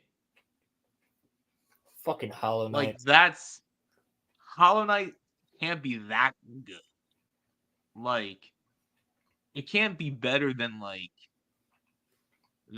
of Legends. Like, that's some crazy shit. I'll tell you right now, it's not better than fucking Halo CE. No, probably not. Oh, what, dude? Xbox has the anime month sale? See, like, I would say to go back and play one of the Halo games, but you Dude, already are like a religious Halo. Yeah, I was gonna say I know all those games like the back of my hand. Yeah. So like, no, but so wait, Roland, Prototype wasn't there? I'm shocked. Oh my god, Sword Art Online, the game. I have Prototype 1 and 2 in a bundle on Xbox.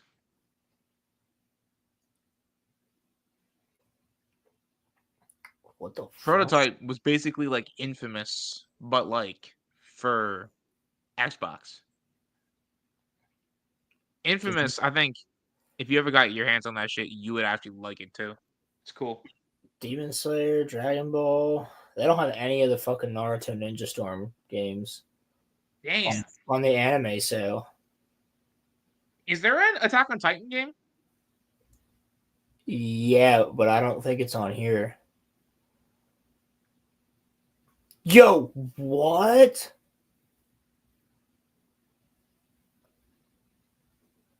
Dude, there's a anime fucking samurai fighting game that's plugging like what? It's couch co-op. That's sick. You got the One Piece game. Be Luffy. Fuck around. I don't know, guys. I gotta find something to play because I'm probably, honestly, tonight just gonna either play Cyberpunk or I'm telling you, bro, play through Arkham Knight. But if you don't want to be confused about the shit that's happening, just play like a little bit of Arkham City beforehand. Oh, dude, they do have a Naruto one, but it's a Naruto X Boruto. Ultimately, Don't get that shit. Don't get that shit. I'm not gonna. I'll probably start Assassin's Creed tonight, to be honest with you. I'm surprised you didn't get Brotherhood or Revelation. I've played both of those.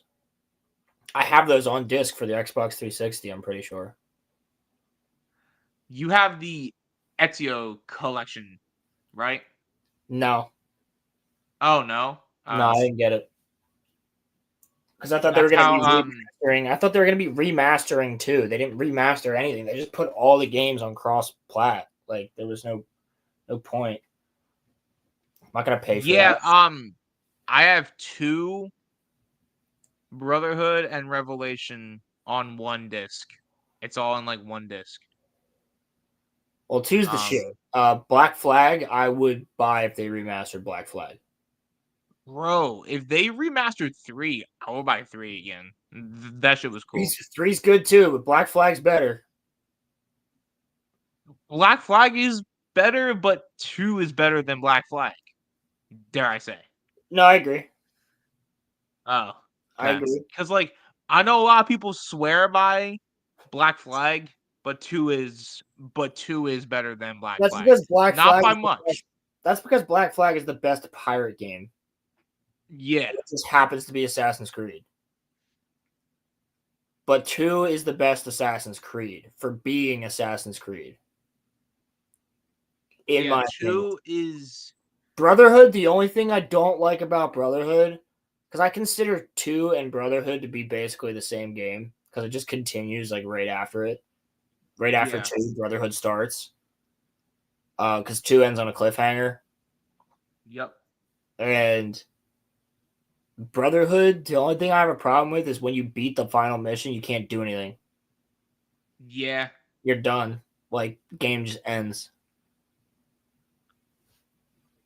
There's nothing else to do in Rome. And also, you're just in Rome. You don't go anywhere. Like, Assassin's Creed 2, you go all over, like, Italy.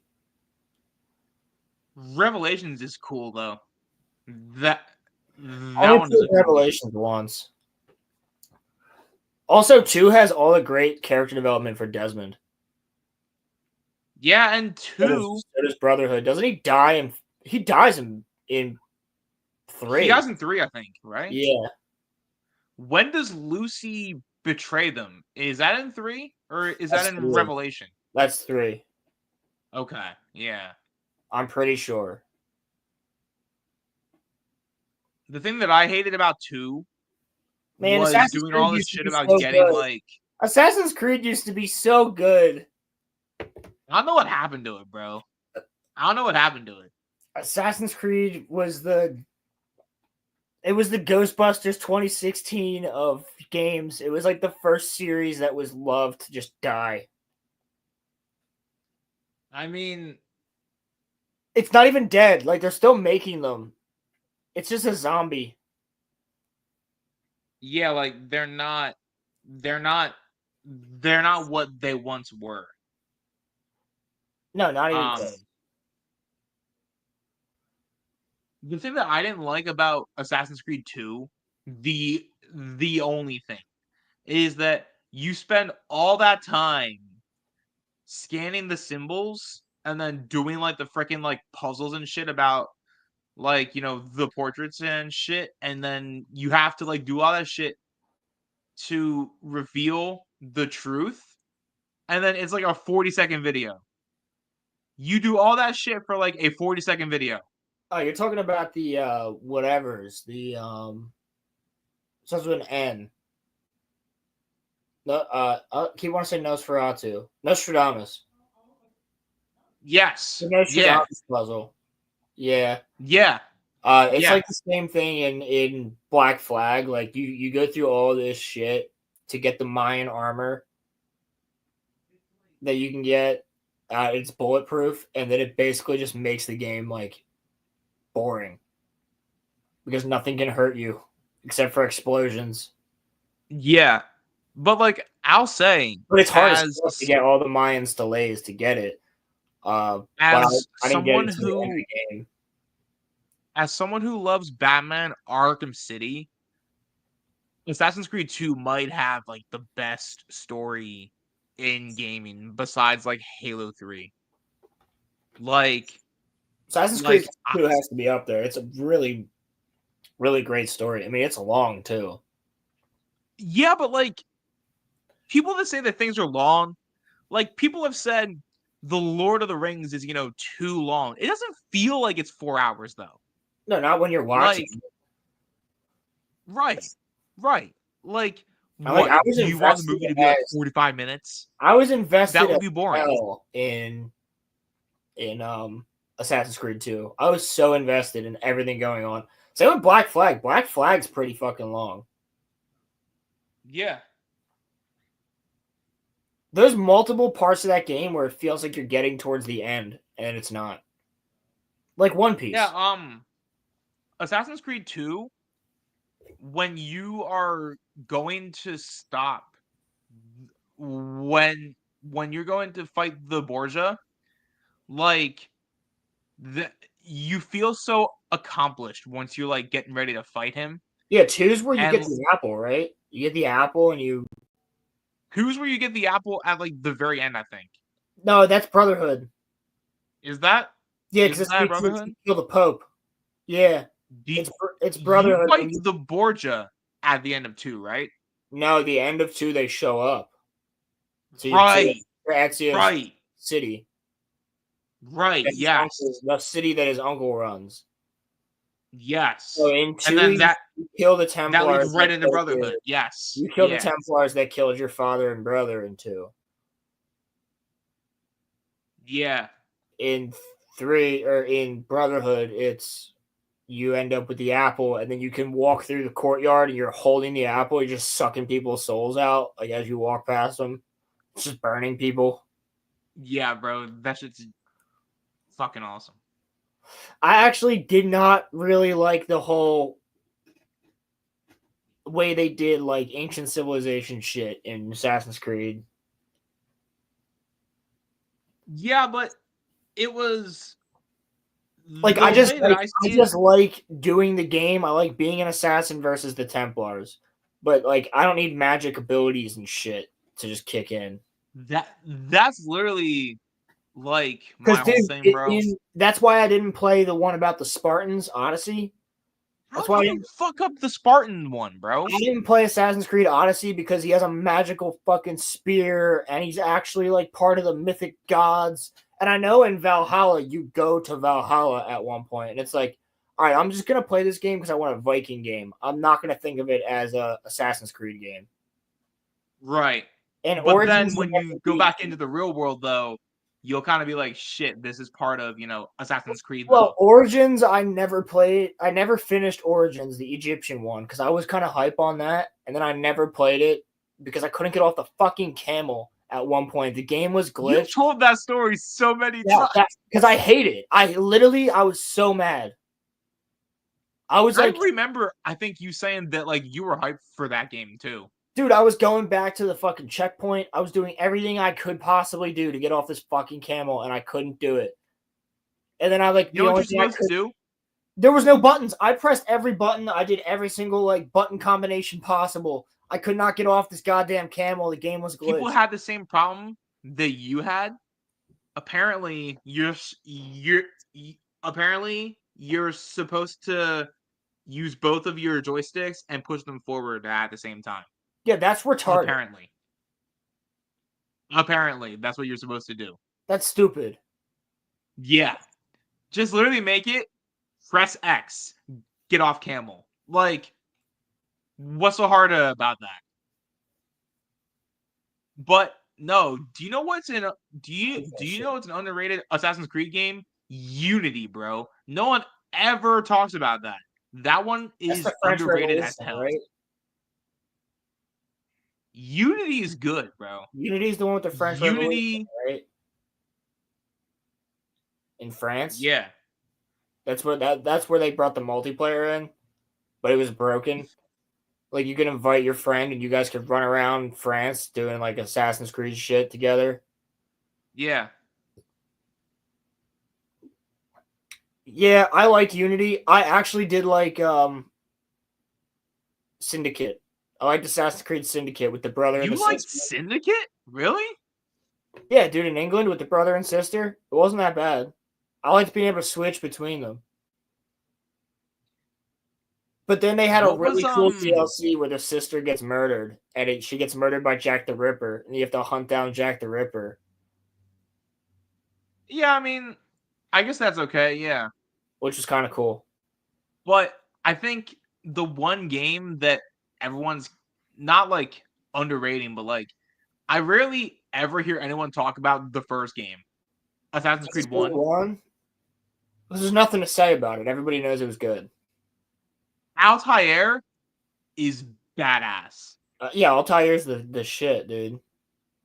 And it's so cool that, like, when you're playing as Ezio, you actually can meet him. That shit's hype.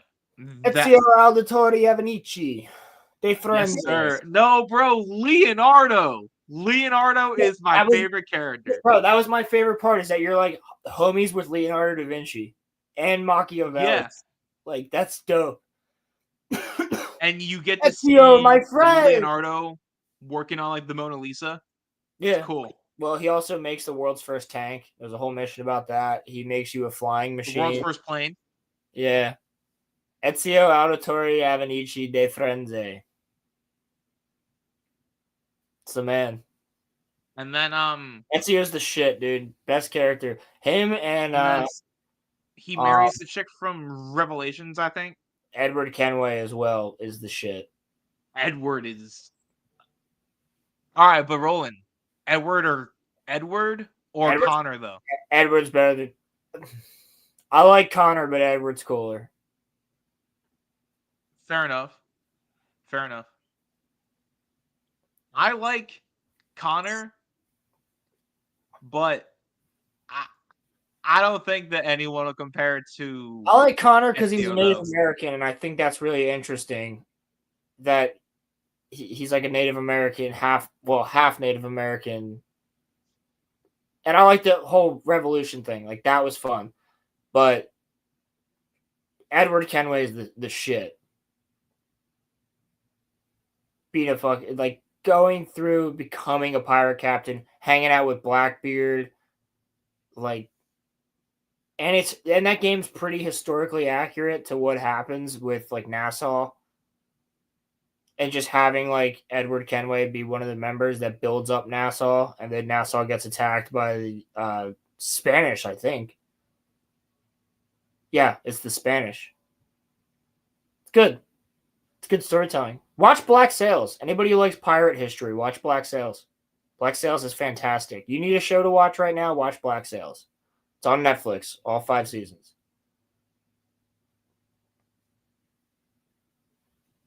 Well, yeah. Yeah. 100%. I agree with that, Crimson. I have no faith in Ubisoft to make a good game. I lost faith after Mirage, so yeah. No, I'm just talking about anything from Ubisoft. Yeah, true. Not even just Assassin's Creed. We talked about this on the podcast a long time ago. Didn't they change their team around a long, long time ago? Yes. That's what happened. That's why, like, the games got stupid. Sweet Baby Inc.'s part of all of it. Well, yeah, but Assassin's Creed just doesn't.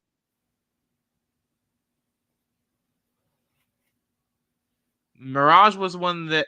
Well, no. Actually, no. Syndicate wasn't as bad as like the ones before. Take that back. I lost faith after Odyssey. That was what killed it for me. Because how do you fuck up the Spartans? Because Syndicate could have been worse. Odyssey was trash. Origins was after Syndicate. Origins was trash. Odyssey was trash. I haven't played Valhalla. I'm gonna play it tonight, probably. I'm looking at it right now. I'm thinking I'm about to play some Valhalla after the stream and see if I like it or not. As a Viking game. Yeah. Not as an Assassin's Creed, as a Viking game. Yeah, so here's what I'll tell you. If you think of it as an Assassin's Creed game, you're not going to like it. But if you think of it as a Viking game, you'll love it. So I think you'll love it. Maybe. Either that or I'm going to continue my Cyberpunk playthrough. But yeah, I didn't lose faith until Odyssey, actually. And then by the time that, like, Mirage came out, I was like, nah. Nope. I gotta play some fucking Halo at some point too. You've already played all of the Halo games, though, bro. No, I'm talking about Infinite multiplayer. The Madness. You're gonna go back to Infinite? I have it. I still play it. I like Firefight. I like third-person Firefight. I like seeing my Spartan run around and kill shit. How's Forge in Infinite? Did it finally get a patch? Yeah, I haven't done it though. The one thing I will say is their new update that went live is fucking pretty stupid. They're making changes to Infinite that I don't like. You're binging MHW. What is that? Yeah, I don't know what that is. I probably That's not- will as soon as he says the name of it in chat. I'll know what he's talking about. Yeah, no, Infinite is making changes that I don't like. It's you can't go back and do whatever battle pass you did anymore. You have to complete them in the time of the season. Oh yeah, Monster Hunter World. Oh, okay. yeah, you have to now in Infinite, which one of the saving graces of Halo Infinite was if you bought a battle pass, you had it forever. You could go Yeah. back and unlock stuff from the other seasons. You can't do that anymore. So they're trying to encourage people to buy the battle passes. And then on top of that, they've added the fuel rod back, but it's not the fuel rod. What do you mean it's not the fuel rod? It's not the fuel rod cannon. It's literally a gold with like Covenant type design on it, gold spanker rocket launcher that fires out fuel rods. But the fuel rods don't even bounce. So it's not even a fuel rod cannon. They just explode green. And it has 6 bullets instead of, or 6 rounds instead of 2 rounds. But That's like, ass. it's stupid. That is so ass, bro. I'll show you a picture of it, dude. It looks dumb as fuck. Just add the goddamn fuel rod cannon back. Fuel rod spanker. They're also adding a new double barrel shotgun. What?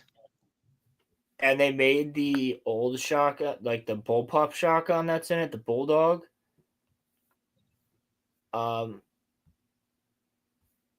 They made that.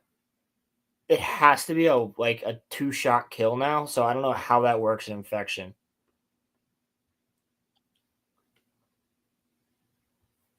But then they're adding the double barrel shotgun this month, if it's not already in it by now. Like, this looks fucking dumb. Bro, what is that? What is that? It looks dumb as fuck compared to like just a regular fucking. It's the spanker. It's not a. What is that? It's literally the spanker with gold on it. Rowan, is that real? Did Yeah. they really do that? Yes, dude. It's on it. It's on their fucking here. Stop sharing for a second.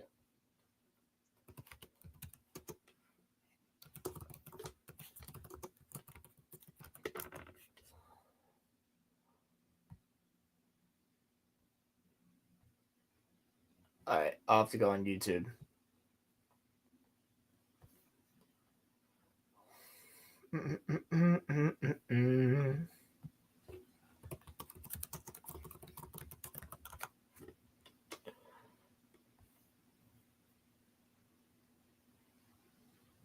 Yeah, the Frontlines launch trailer.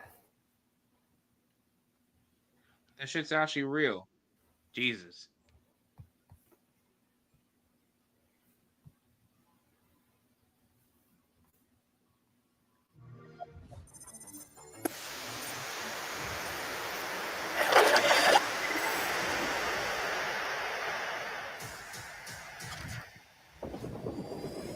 They put this in a trailer, huh? Yeah, they don't bounce though. Like, it works like a fuel rod, except for the fact that they don't bounce, which is what made the fuel rod kind of crazy because you could ricochet it off of shit. Like, if somebody was behind cover, you could launch it off the wall.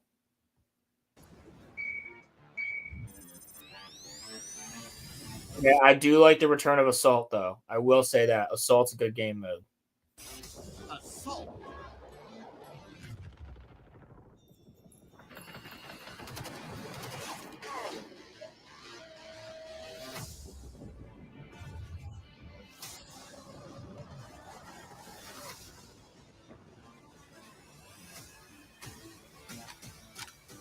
Bomb arm.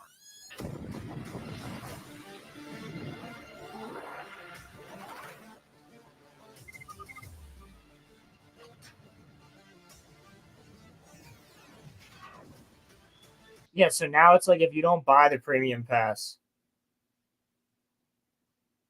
it'll expire. If you buy the premium pass, it'll never expire. Damn.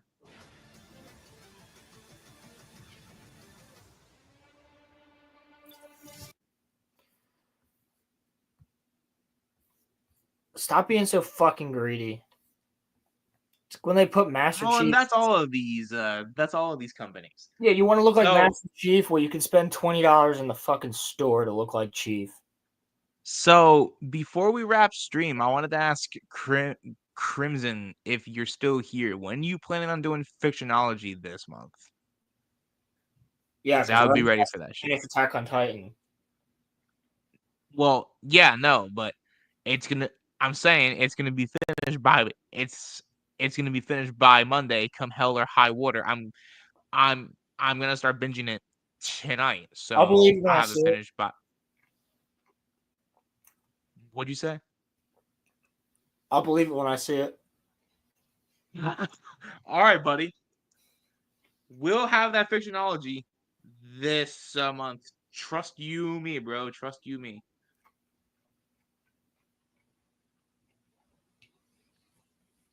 I'll wait for that, and then we will get out of here because your boys got to start dinner. So it's my turn to Yeah, cook. I figured it'd be the end of the month. Okay. All right. Cool. Yeah, we've never Before done technology together. Yeah, we have. We did the Naruto one. Oh yeah, we Remember? did do the Naruto one. I forgot about that.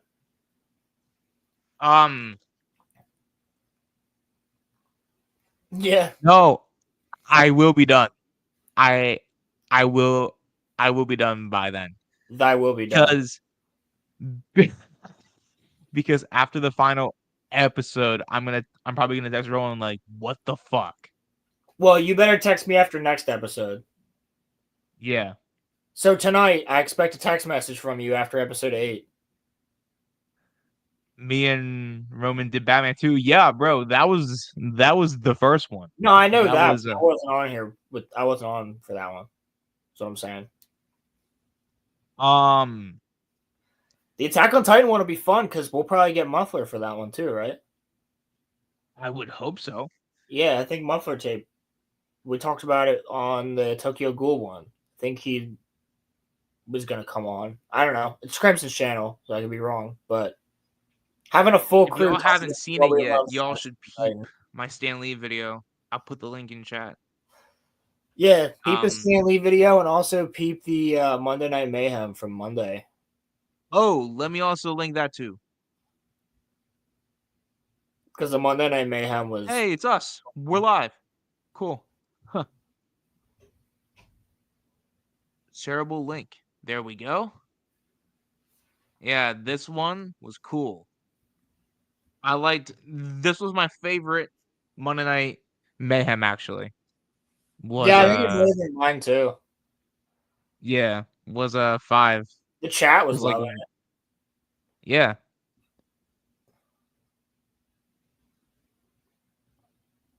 Yeah, fair enough. Yeah, I wasn't sure if we had discussed having you come on the show or not for that one when we were on the last one. I don't know. Yeah. It's all up to Crimson at the end of the day. He could tell me I'm not coming on, and I'll be like, okay. So, but yeah, no, I mean, just I thank you guys for watching, and I hope knock on wood, we'll be back next week on Friday, but maybe not Friday, but still Friday. So I don't know. I mean, let me get my light on real quick, so I can show my mitt, my face before we leave. God damn this fucking room! This room's smaller than you think it is. Yeah, I have been in that room. It's very small. Fuck you. My room is not very small. My room is not small. It's My not room is small. actually It's quite a large room. I can fit. My room is the largest room out of any room ever. My room is so large. It's the biggest office Larger than you've my ever dick. seen. My office is bigger than Roman's, I swear. Well, I mean, I would hope so, considering that I don't have an office. My fucking bedroom is my office. Yeah. So, like, My yeah. office is bigger. Look, he's got only a bed in there. Little Roman. You got a PS5, tiny bitch. little office. Oh, Crimson. Da da da da. This shit is hype. This shit's cool. Yeah, it's just dope. My mom got it for me for my birthday. Yeah, by next stream, next week, I will have seen the finale of Attack on Titan again, but I will have seen it in theaters. And it says there's also like special stuff after the show, so I don't know what that means. But after the movie, they're going to be doing some cool shit. So What does that mean? I don't know.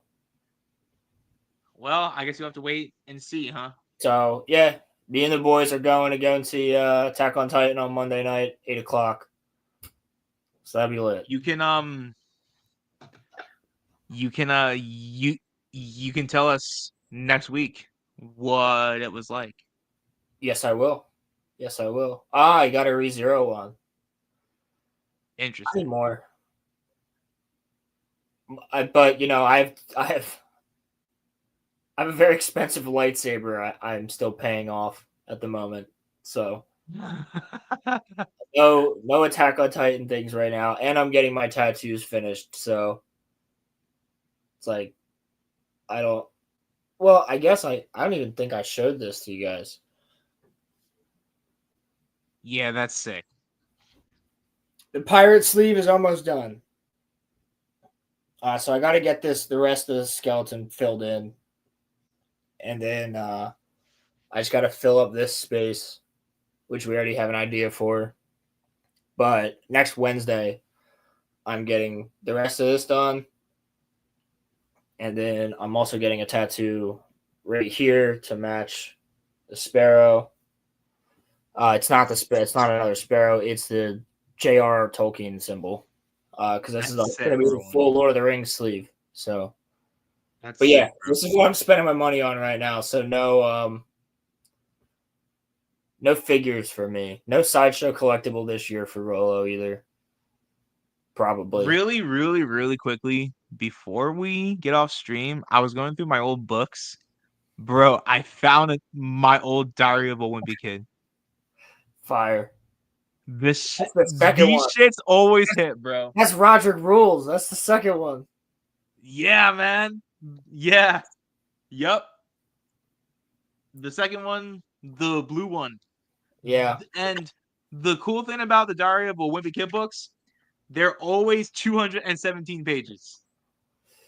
Every single one of them. Loaded diaper. The loaded diaper. The loaded diaper man, dude. In one of the more recent books, Greg actually joined in that band. You know the Diary of a Wimpy Kid lore a lot more than I do. Greg became an athlete in one of the more recent books.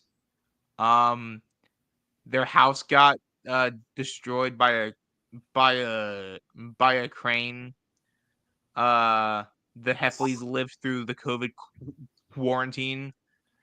Wait, basically. Really? What? So it's like accurate as fuck. Like COVID was in the Diary of a Wimpy Kid universe. Essentially, it was like the same thing, but like it wasn't COVID, but they were living in like quarantine.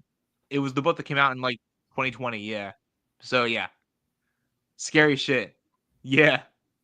I mean, necessarily the whole point of those books is to read them to children and get like used to certain things. I guess.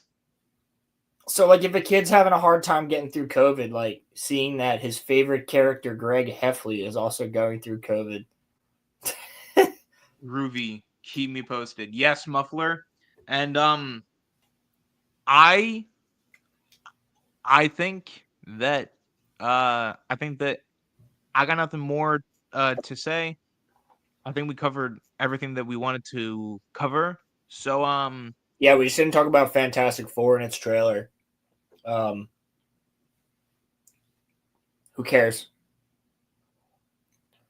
Who Who cares? Yeah, Who literally, cares? who cares? And trying to convince me that Pedro Pascal is the smartest man in the universe. It's not going to work. On that note, I'm wrapping stream. We'll see Female you all at Silver some Surfer. point. Andor season 2 is going to kick ass. True. Hopefully. We'll see you all next week. Go Birds, baby. Go Birds. Yeah, Let's fuck go.